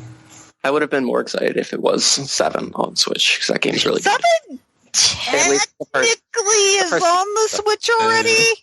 In Japan, right? In some weird... in Japan... It's like a streaming. Through cloud streaming only. So that you have to pay for the streaming.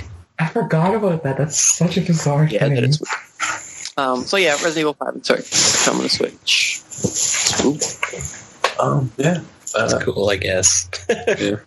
Resident Evil 5, fun game with a friend. With a friend. Not yes, with a friend. Every kind of score and rating down by, at least 1 point. Then,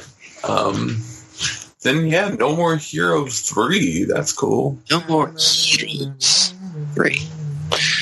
Did they see actual gameplay? I don't remember. Think so. No. I just saw a little teaser.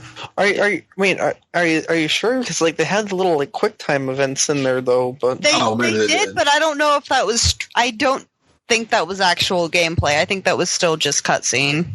Mm-hmm. Okay. Yeah, so I'm sure it'll be pretty good. People like No More Heroes. It looks like it's going to be an actual game, unlike that one that came out last year or whatever. Yeah.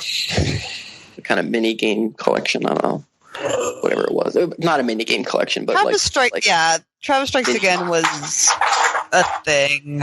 Yeah, Travis Strikes a few times, maybe a few Heroes was a game. Maybe. After that, there was. There was a Contra collection that they announced, which looked cool because it had a bunch of Contra games. But then there was also this new 3D Contra game that looked bad. Yeah. I wasn't that into it either, honestly. The graphics did not look great, and it seemed like a PS2 GameCube era kind of shit game to me. I don't know.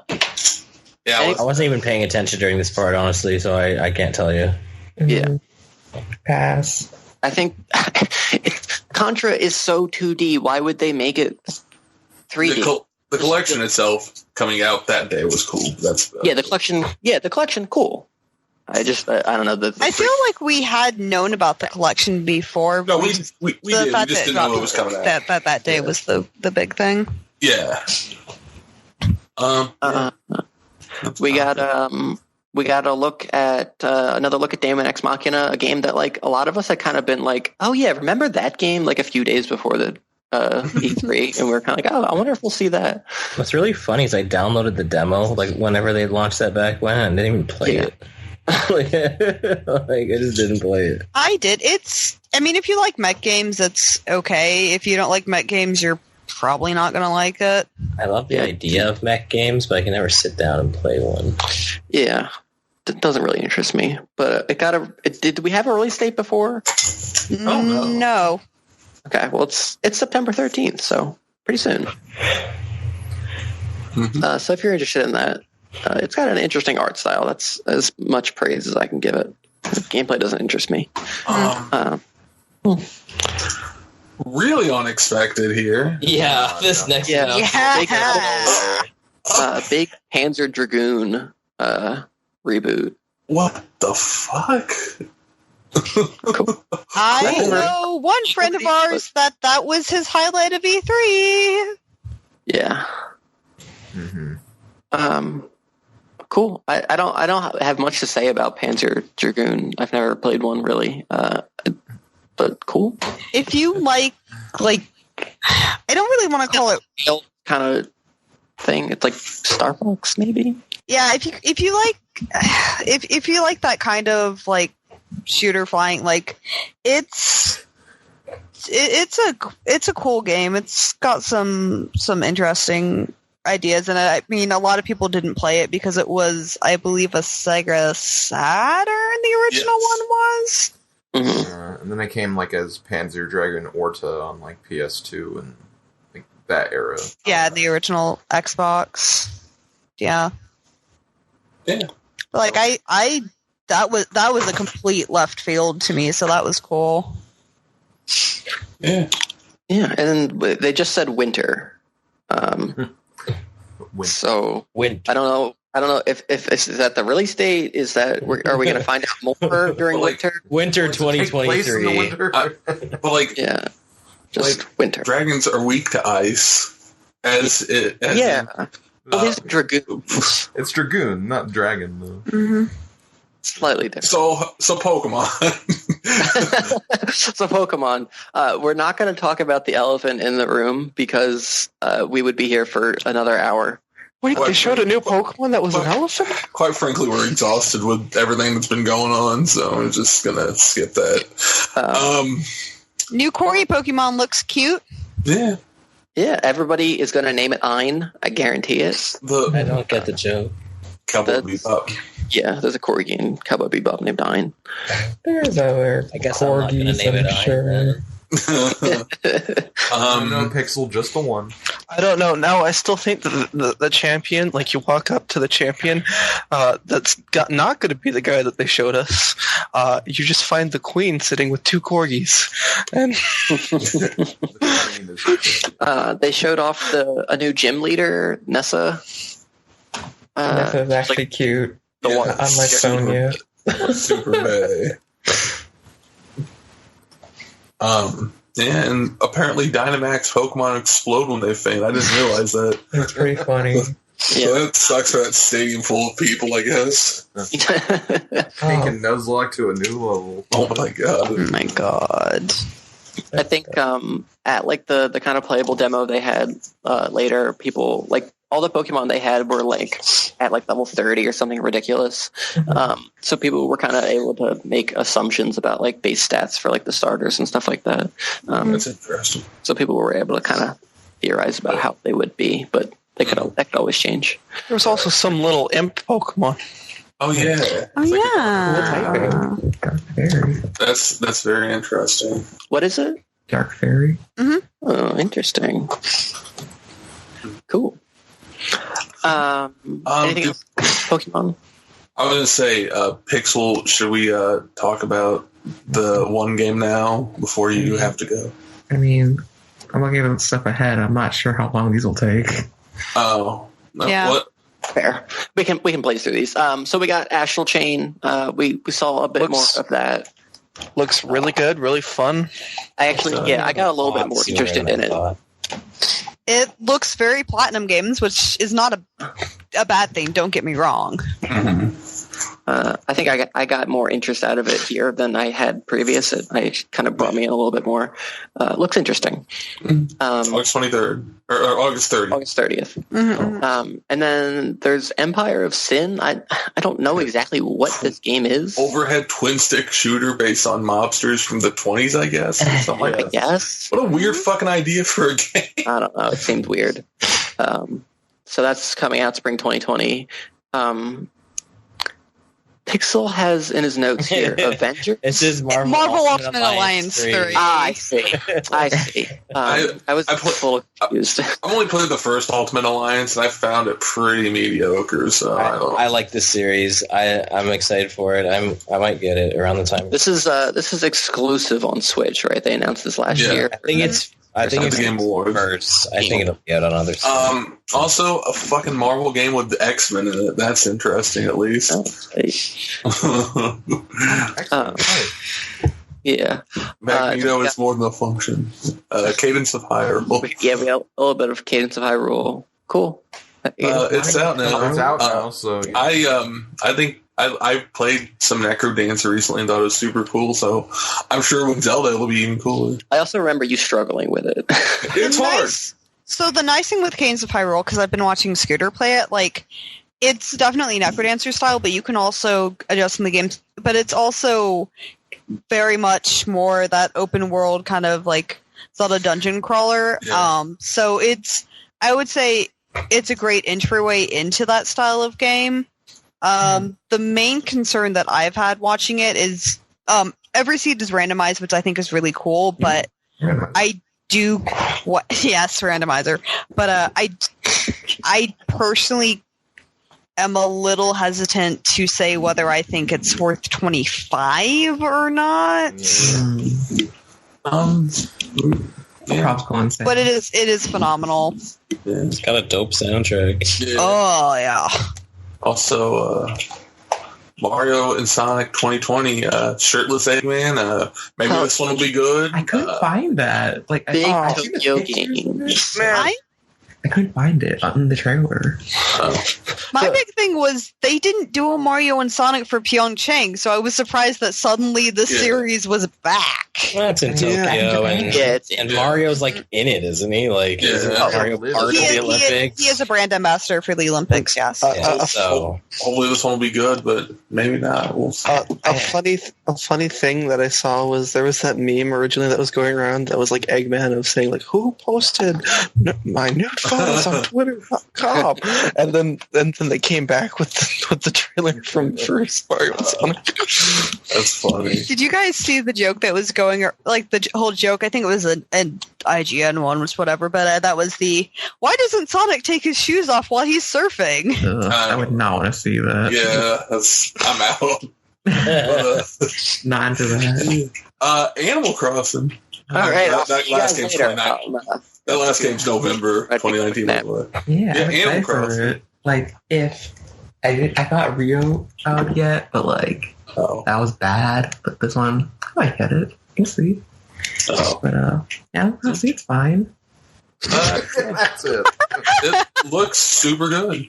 It does look good. Like there's some things that it definitely looks like it needs a bit more polish, especially like when you see all the fruit on the tree. It was just the fruits like in front of the tree, kind of like that. But it just has like, a lot of potential. Are you saying maybe a delay could help it? Yeah, yes, a delay might help it. Well, then we got some good news. March 20th, 2020, baby. It looks, because of the island and building from the ground up, it looks like it'll be a lot more like involved, which is super cool. Yeah. So players who haven't found much interest from the series because it was too like slow for them, they'll probably get more out of this. See, I'm actually weirdly the other way. Like, I think the direction they're taking it's phenomenal, but as someone who has really only ever played New Leaf, and even then kind of just only casually played it, like the moment that I was like, oh, this is a really, really extensive like micromanaged builder, I was honestly immediately turned off of it. But for people who like that style of game, like I think that the updates that they're making are really awesome. I don't know that it would be too complex though, because it is still Animal Crossing, so we'll see. The thing I like about this one is just, there's always those things in Animal Crossing that, like, you just almost feel annoyed that, like, you can't fix or anything. And I think that kind of starting fresh from the beginning on a deserted island, kind of building a town, or just whatever direction you want to take it, is very good. And strangely was not really a feature I was thinking about at the time. And then when I just saw that, I was like, oh, okay, yeah, of course. Yeah, do that. So we can kind of pick where these villagers live. You don't just get a randomly generated map where just like one thing is like super inconveniently placed. And then you can like make your own paths too and stuff like that. Like basically making the whole thing where you make patterns to make like ground or just other paths with those completely obsolete. It just seems like a way to just, I think, really perfectly just kind of develop and further develop the system we already have, and I'm definitely on board with that. Imagine them taking concepts from the mobile game and that not being a terrible idea. Right? Yeah, really. Also, it's not going to be too involved with that either, from what I understand. So that's cool too. Not going to be like direct links. Yeah, so that's cool. Yeah.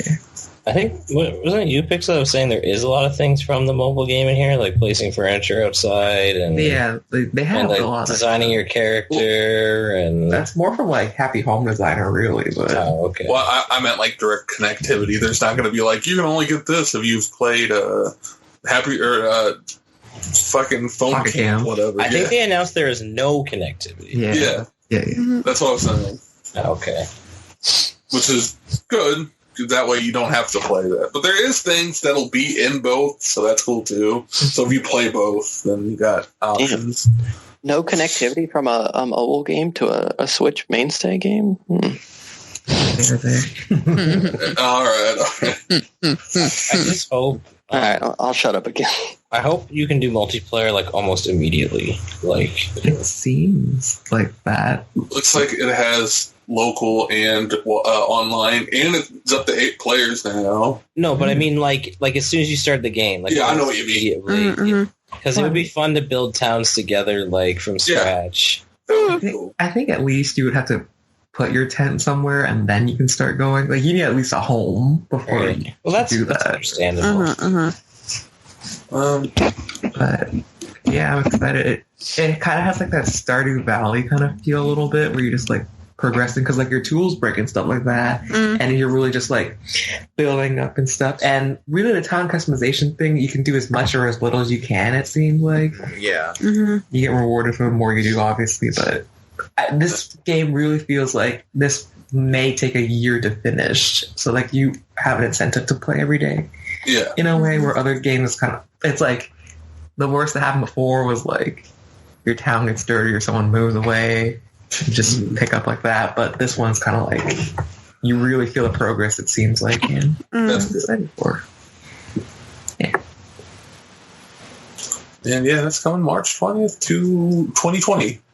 Yeah, everyone get it. I want to play with everybody. I didn't get to play with everybody in New Leaf. This was not part of my phase. Then we'll get to play this game together, and it'll be super cool. Yeah.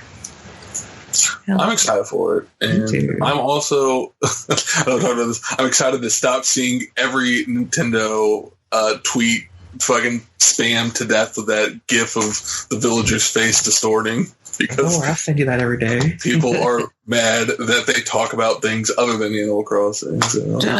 Now you get to see something else they're going to talk about every single Yeah, it's just going to be a circle. It's going to keep going. It's going to move on to the next thing. Honestly, the thing now is even more tiring. But we opted not to talk about that. Anyway, big fucking sizzle wheel switch things. I didn't play a lot of stuff. Sizzle. Never mind. Yeah. So, I guess any last things about Animal Crossing, guys? hit me up when we get Animal Crossing Prison Builder. Oh shoot!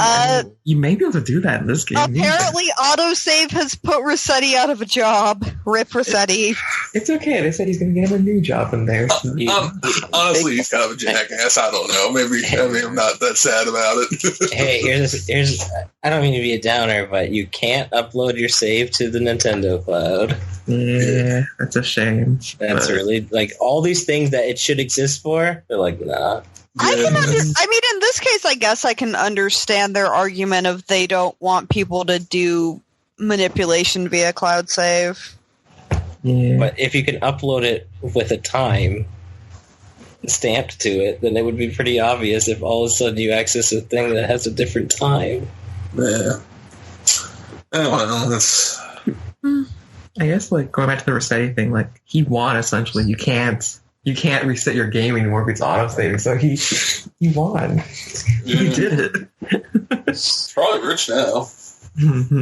Probably just gets royalties for every time it saves now. Yeah. Good for him. All right. Sizzle Reel, big Spyro coming. Pixel, just for, so everyone in the commentary and all like the people watching know, Pixel just sent me that fucking GIF on Twitter. Everyone sent him the GIF. No, please do not, for the love of God. Do it. Big Sizzle Reel. We got Spyro. Hell yeah. We got Silk Song. Everyone play Spyro. Yeah. Please play Spyro. Now that it's on Switch. I mean, or whatever you want, but like, please play Spyro. But also only play the original hands off with the Villager gift. Oh, fuck it, come on, man. But only after you play Spyro. Yeah, okay. But if that's what it takes to get people to play Spyro, then yes. And only, like, the original 3. And I mean, the Reignited trilogy counts too. Like, just don't play, like, fucking don't play Enter the Dragonfly. The game sucks. It sure does. On Switch. Like Silk Song. Yeah, that looks. I know you're a big Hollow Knight guy. So is this an expansion, like DLC, or is this a sequel? So originally, this was going to be a DLC for Hollow Knight. That's what I remember hearing. It was just like, nah, we'll just make it a full game. Okay. So now it's just a full game. It's basically Hollow Knight Galaxy 2. Pretty much. I still gotta play Hollow Knight. I own it. I just have not. Same here. Yeah, I should play it. Good game. I recommend it. It's fun. It looks cool. Pixel finished it recently. I did. And, like, the gameplay they showed was really cool. Treehouse. This has been streaming yet? Yep.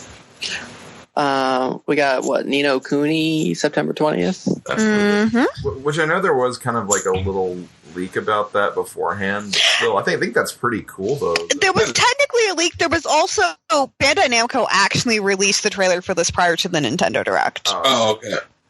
Well, this is the first I officially saw of it, so yeah. Mm-hmm. Minecraft Dungeons, which we talked about earlier.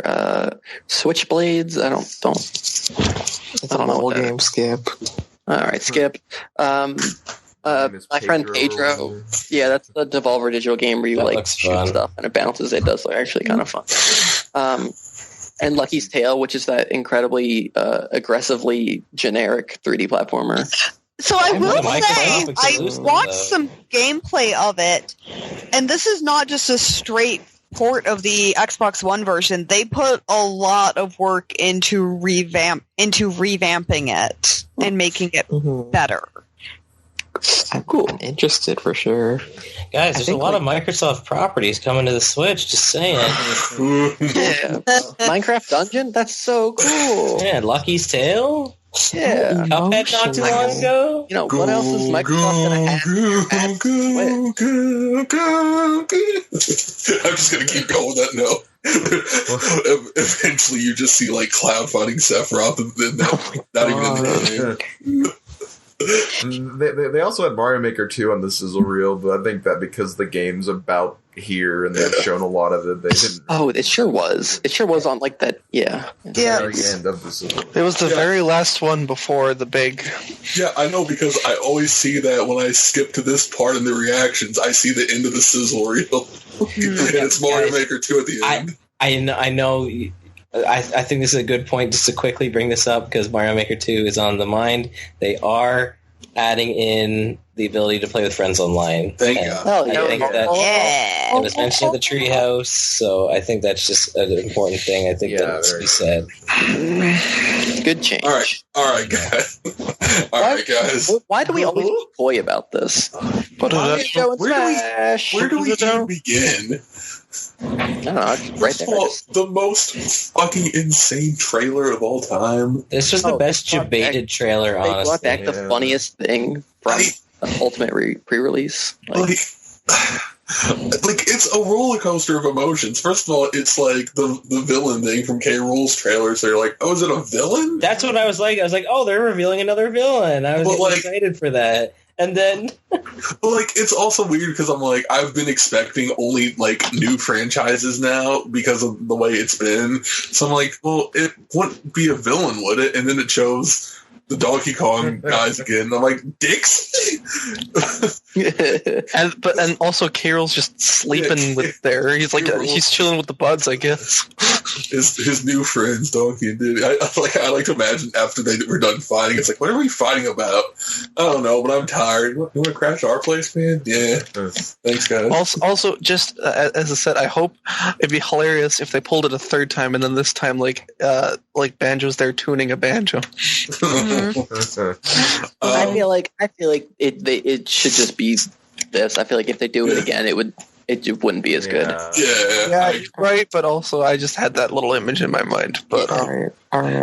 But did no one think it was gonna be K. Lumsey? It just had a very DK64 with the boys just chilling. A little bit. You know what, Pixel? I had never once considered K. Lumsey. What if it was just what if we just heard that? Big Langston. They call him that too. Not even Lanky Kong, Big Langston. Big Langston. Talk about Final Fantasy VII. But yeah, the trailer continued to play out much like the K. Rool trailer, just with K. Rool in it. So. Yeah, I didn't even. I was too far away from my screen to notice the jiggy bounce across the floor. Yeah, I noticed that immediately. No, I noticed immediately. Yeah, I was like, what was that? Was that like a banana, a gold banana or something? And then because I remember I'm still like, is it a villain or what's happening here? And then I saw the bird. I'm like, well, I'm sure it's not Master Necky, so I don't. Karen. Look, it obviously was. I knew it wasn't, but then the minute I saw the silhouette, I'm like, oh, I see what's happening here. Even a Duck Hut fake out too, because I know that was kind of a and they made. I knew there was going to be a fake out, but I also. Also, unlike K. Rool's trailer, Duck Hunt just not fitting the silhouette whatsoever. Yeah. I mean, he has an elongated nose and the bird and the bird. I don't know. So I was just super excited for the first bird in Smash Brothers. What were you going to say, Pixel? I thought it was going to be DDD. He was back at it again. Back of the class. He can only die so many times. Banjo just comes down. I personally would have preferred if Banjo just would have started wailing on the dog, even after it showed his splash screen, he's still just beating Duck Hunt up. Stop! He's already dead. But yeah, Banjo and Kazooie are back, everyone. So cool. Yeah, man. They're raring to go. Yeah. So the song, the Spiral Mountain remix was done by Grant Kirkhope, first Western developer to do a remix in Smash. Or developer composer, sorry. Well, we've been talking for a while, okay? He also knew since January, so we got big debated by him. Damn, that's crazy. Yeah, he's known since January. Oh my god. Damn, what tight lips. Yeah. I can't imagine. I couldn't imagine, having to keep a Smash character a secret for so long. I would like actually just sleep like in a cold sweat every night. It's funny. I never played Banjo-Kazooie. I have no connection to it, so I was like, oh, that's kind of cool when I saw the reveal. But like when I saw his video that he posted when he turned the music on and then just had the little plush of Banjo and Kazooie and it's like, we're home. For some reason, that was just like when I was like, oh, I get it now. Yeah, it's... I don't know, and I like, yeah. Again, everything that like I've seen from Grant Kirkhope specifically has just hit me a lot because I met him at a con. He's a really chill dude. Yeah, he's cool, and it's cool to see him so excited about this, and all the rare people are really excited about this. Yeah. It seems like that's so. Friggin' Phil Spencer was like freaking out about it. Phil Spencer just like I saw the interview with Phil Spencer. It's like, how hard was it to get him in Smash Brothers? And Phil Spencer was like, not at all. Yeah, I'm not surprised, honestly. I like to imagine like him and Sakurai were like at lunch, and they're just both quiet for a minute, and then like Sakurai's like, so, and then Phil's like, yeah, you can just use Banjo. What if Phil's like, Sakurai, I heard you. Well, so the one thing I found really interesting was that at last year's E3, like right after they announced the game, apparently like some people from Nintendo and Sakurai went and had a meeting with people from Microsoft. So it might have been at last year's E3 when it was decided on Banjo. That's probably a safe assumption. You know what? Probably one of my favorite things about like the whole like character itself is I remember when I did like a prediction video and I was like, oh, Banjo should be in, and I was talking about the moves they should have. And like they literally almost have exactly what I said, which just means that like, oh, they're going with the obvious things that they should have, that Banjo should have in this game. Like no like nuts and bolts anything. Like they're just going with Banjo-Kazooie and Tooie, just all that stuff.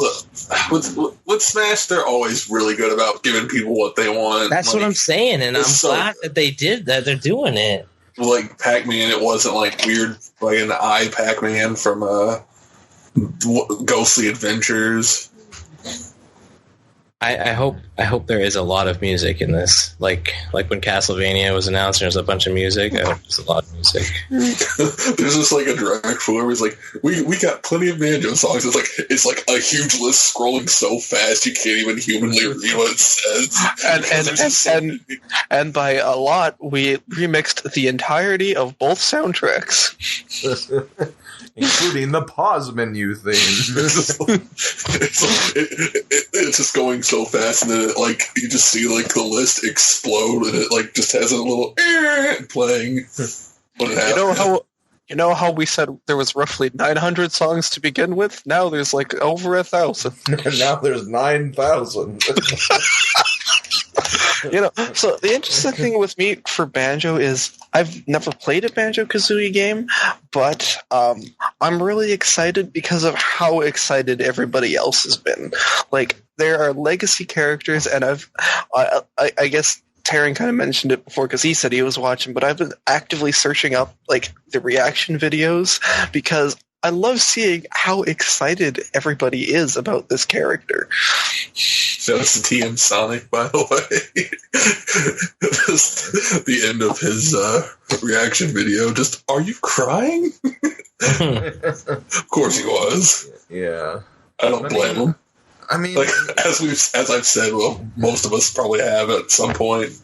Yeah, and like I know.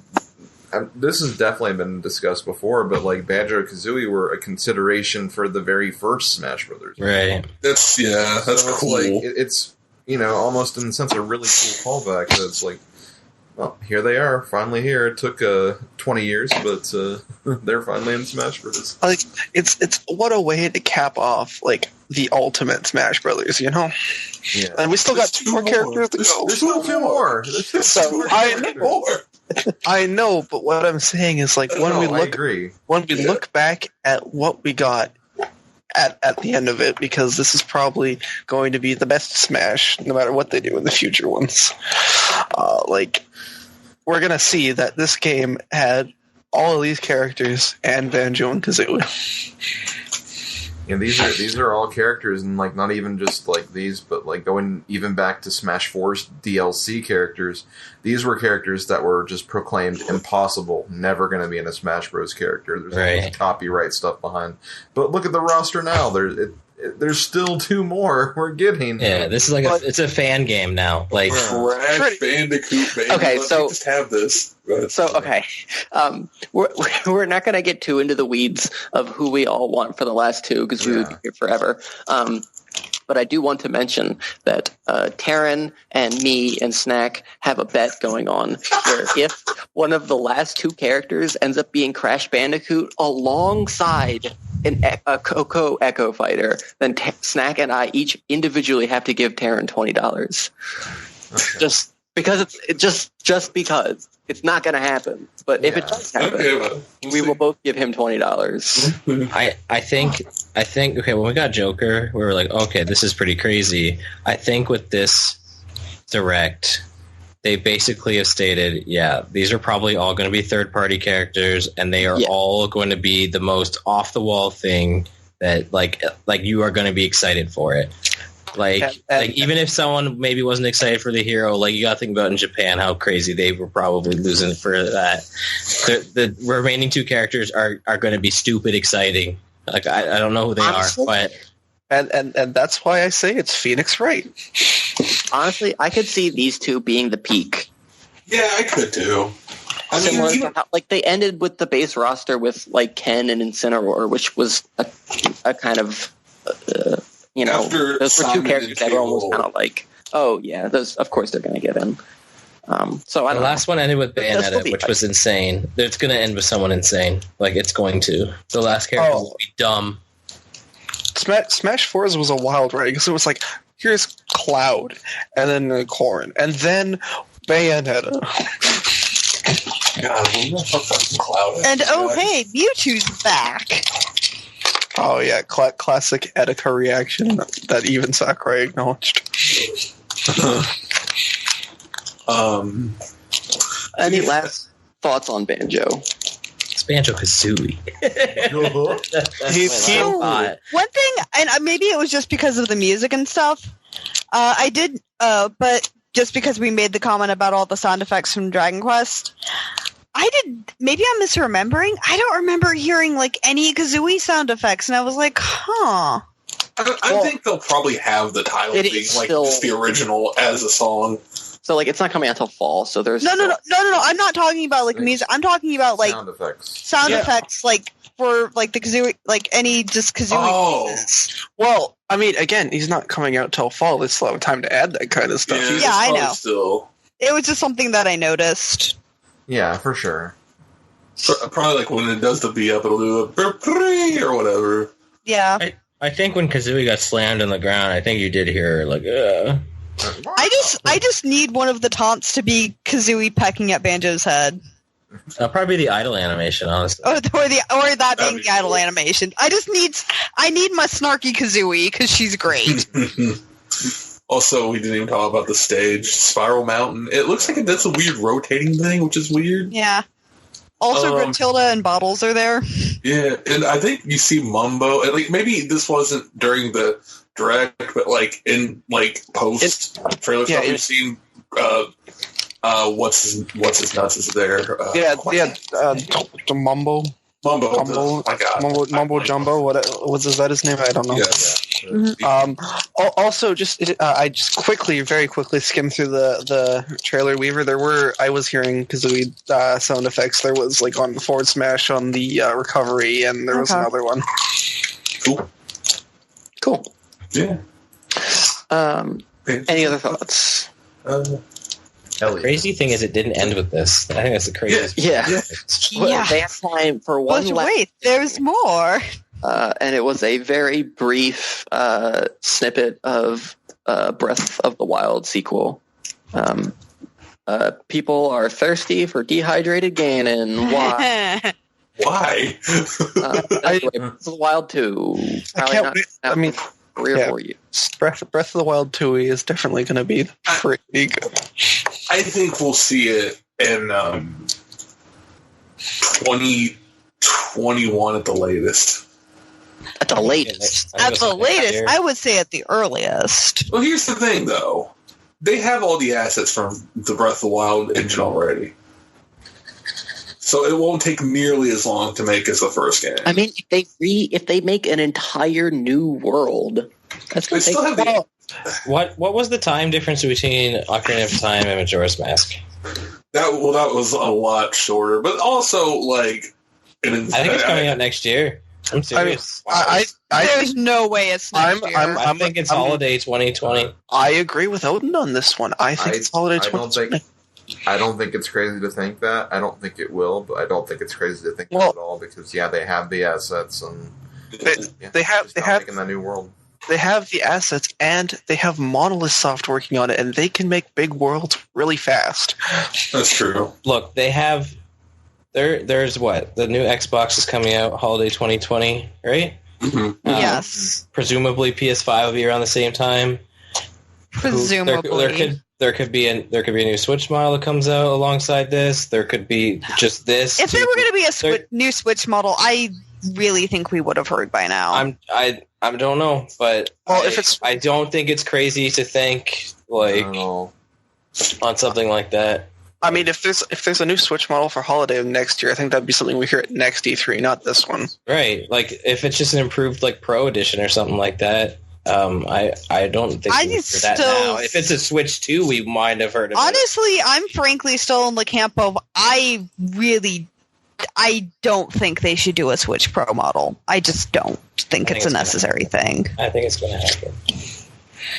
People keep thinking it's going to happen, and yet every time people do, Nintendo keeps saying, no, it's not happening. Nintendo made a new Nintendo 3DS that had improved things. They made they had a DSi. I don't think... You could argue that those were handhelds, but so was the Switch. So I don't know that we'll see it that soon, though. I'm curious, because, oh, sorry. I was going to say, the Wii, I know it had, a few iterations, minor at most, and also Wii U didn't really get anything. I'm not sure if we're gonna get another Switch thing, but it might. I don't know.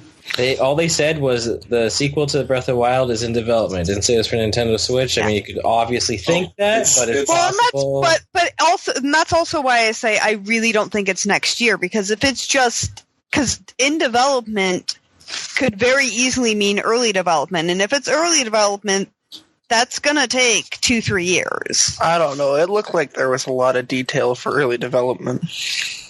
I mean, I don't know. We saw one. There was a lot of detail, but this was still just one scene. 30-second cutscene.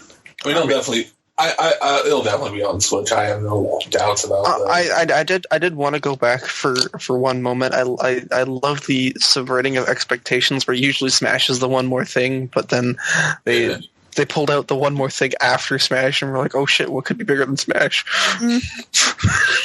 After that, just absolutely huge reveal of Banjo-Kazooie, they're like, we have something bigger. Breath of the Wild 2. The only reason I don't think it's too crazy to expect is because remember when Smash Bros. Came out for 3DS, and it's like, well, guess what? If you get the new Nintendo 3DS, you can play a hell of a lot better on here. They can do the same thing where, you can play Breath of the Wild 2 on this Switch, but if you get the Switch Pro, it's going to play a hell of a lot better on this. Kind of like they did with Breath of the Wild, also. Yeah, kind of like they did with Breath of the Wild for Wii U versus Switch. So I don't think Wii U versus Switch is comparable to is the same as it would be the same as a Switch to a Switch Pro. That's not a good comparison. No, I'm saying similar to the PS4 Pro. It's not a thing that you need, but it is a thing that will make your games play better. Or Xbox One X.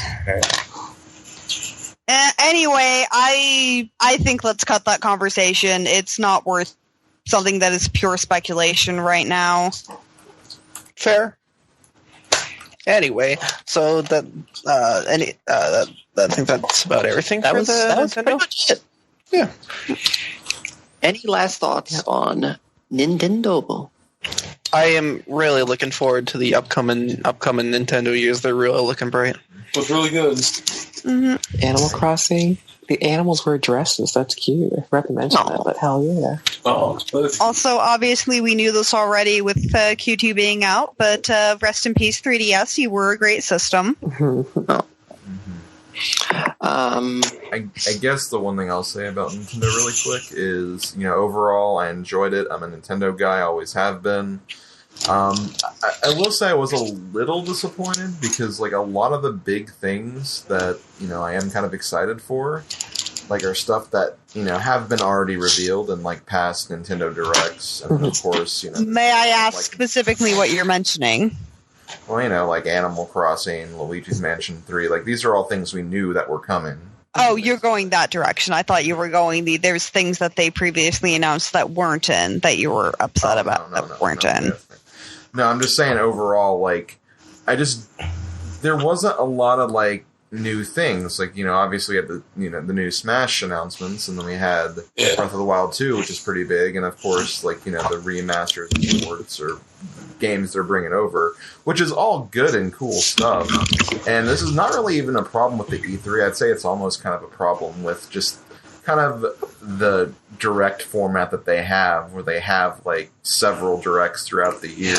It does kind of I guess give us expectations for these conferences, and I feel like they just don't really show that many new things. So I kind of wanted to see more stuff from Nintendo, but overall we still got some really cool developments and stuff like that, which is good. It's still my favorite.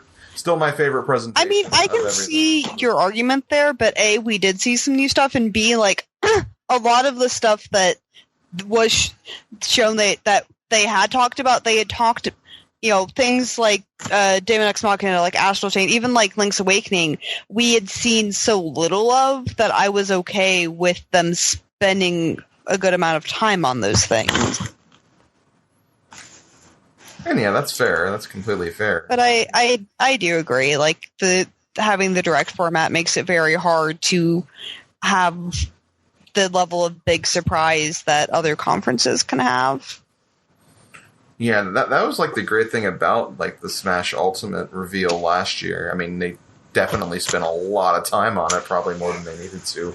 But again, it was just basically, oh, hey, Smash is coming to Switch, and then this was just the reveal of everything that this new game is going to be.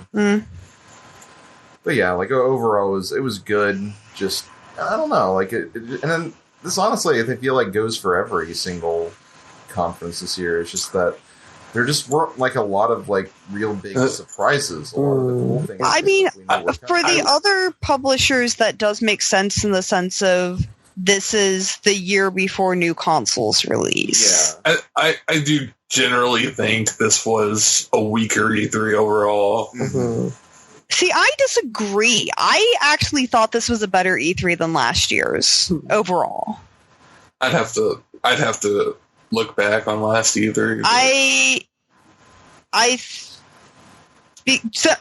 say that solely because I think overall last year's E3 was very weak. I think the only good conferences last year were Sony and Nintendo. Sony's was awful last year. Well, no, actually, no, right? That's right. Sony's actually wasn't that great last. So I say that in the sense of I thought last year was incredibly weak. So I thought this year was better. I'm not going to say this was a great year. But I thought it was a better year. I do think last year it seemed like it was going to be a good E3 after the first conference. I thought Microsoft was good, and stuff last year, but then it kind of fell flat, and then Nintendo was not good, but also I was super excited about Smash, so it was good to me. I'm pretty sure I was only part of the Nintendo talk last year, but half of our talk was just Smash. We're really excited for that game. Should we wrap it up then? I just want to say to echo Slim's statements from earlier about Microsoft, it was that Nintendo was a good direct. There was lots of good, cool stuff in there. It was just that none of it really interested me. It's all stuff I'm either going to get on some other system or I'm just not interested in. Shrug. Pixel, anything else you guys want to add? Oh, backpacks in Animal Crossing? That's pretty cool, too. Yeah, it's pretty cool. Animal Crossing looks good, pal. What are you, Odin? Any last things throwing in? Tight, well. Tight. All right, everybody gets one last cringe thing they can say. Monkey, you go. I'm out. Goodbye. That was pretty cringe. All right, Weaver, you get something to say. Vampire the Masquerade Bloodlines 2! Hell yeah. Odin, what do you got? I think he left, guys. Just that he Tight. left. Oh, he did. All right, that's what he had to say. All right. Not enough red gravity. Give us something good. Me? Pixel.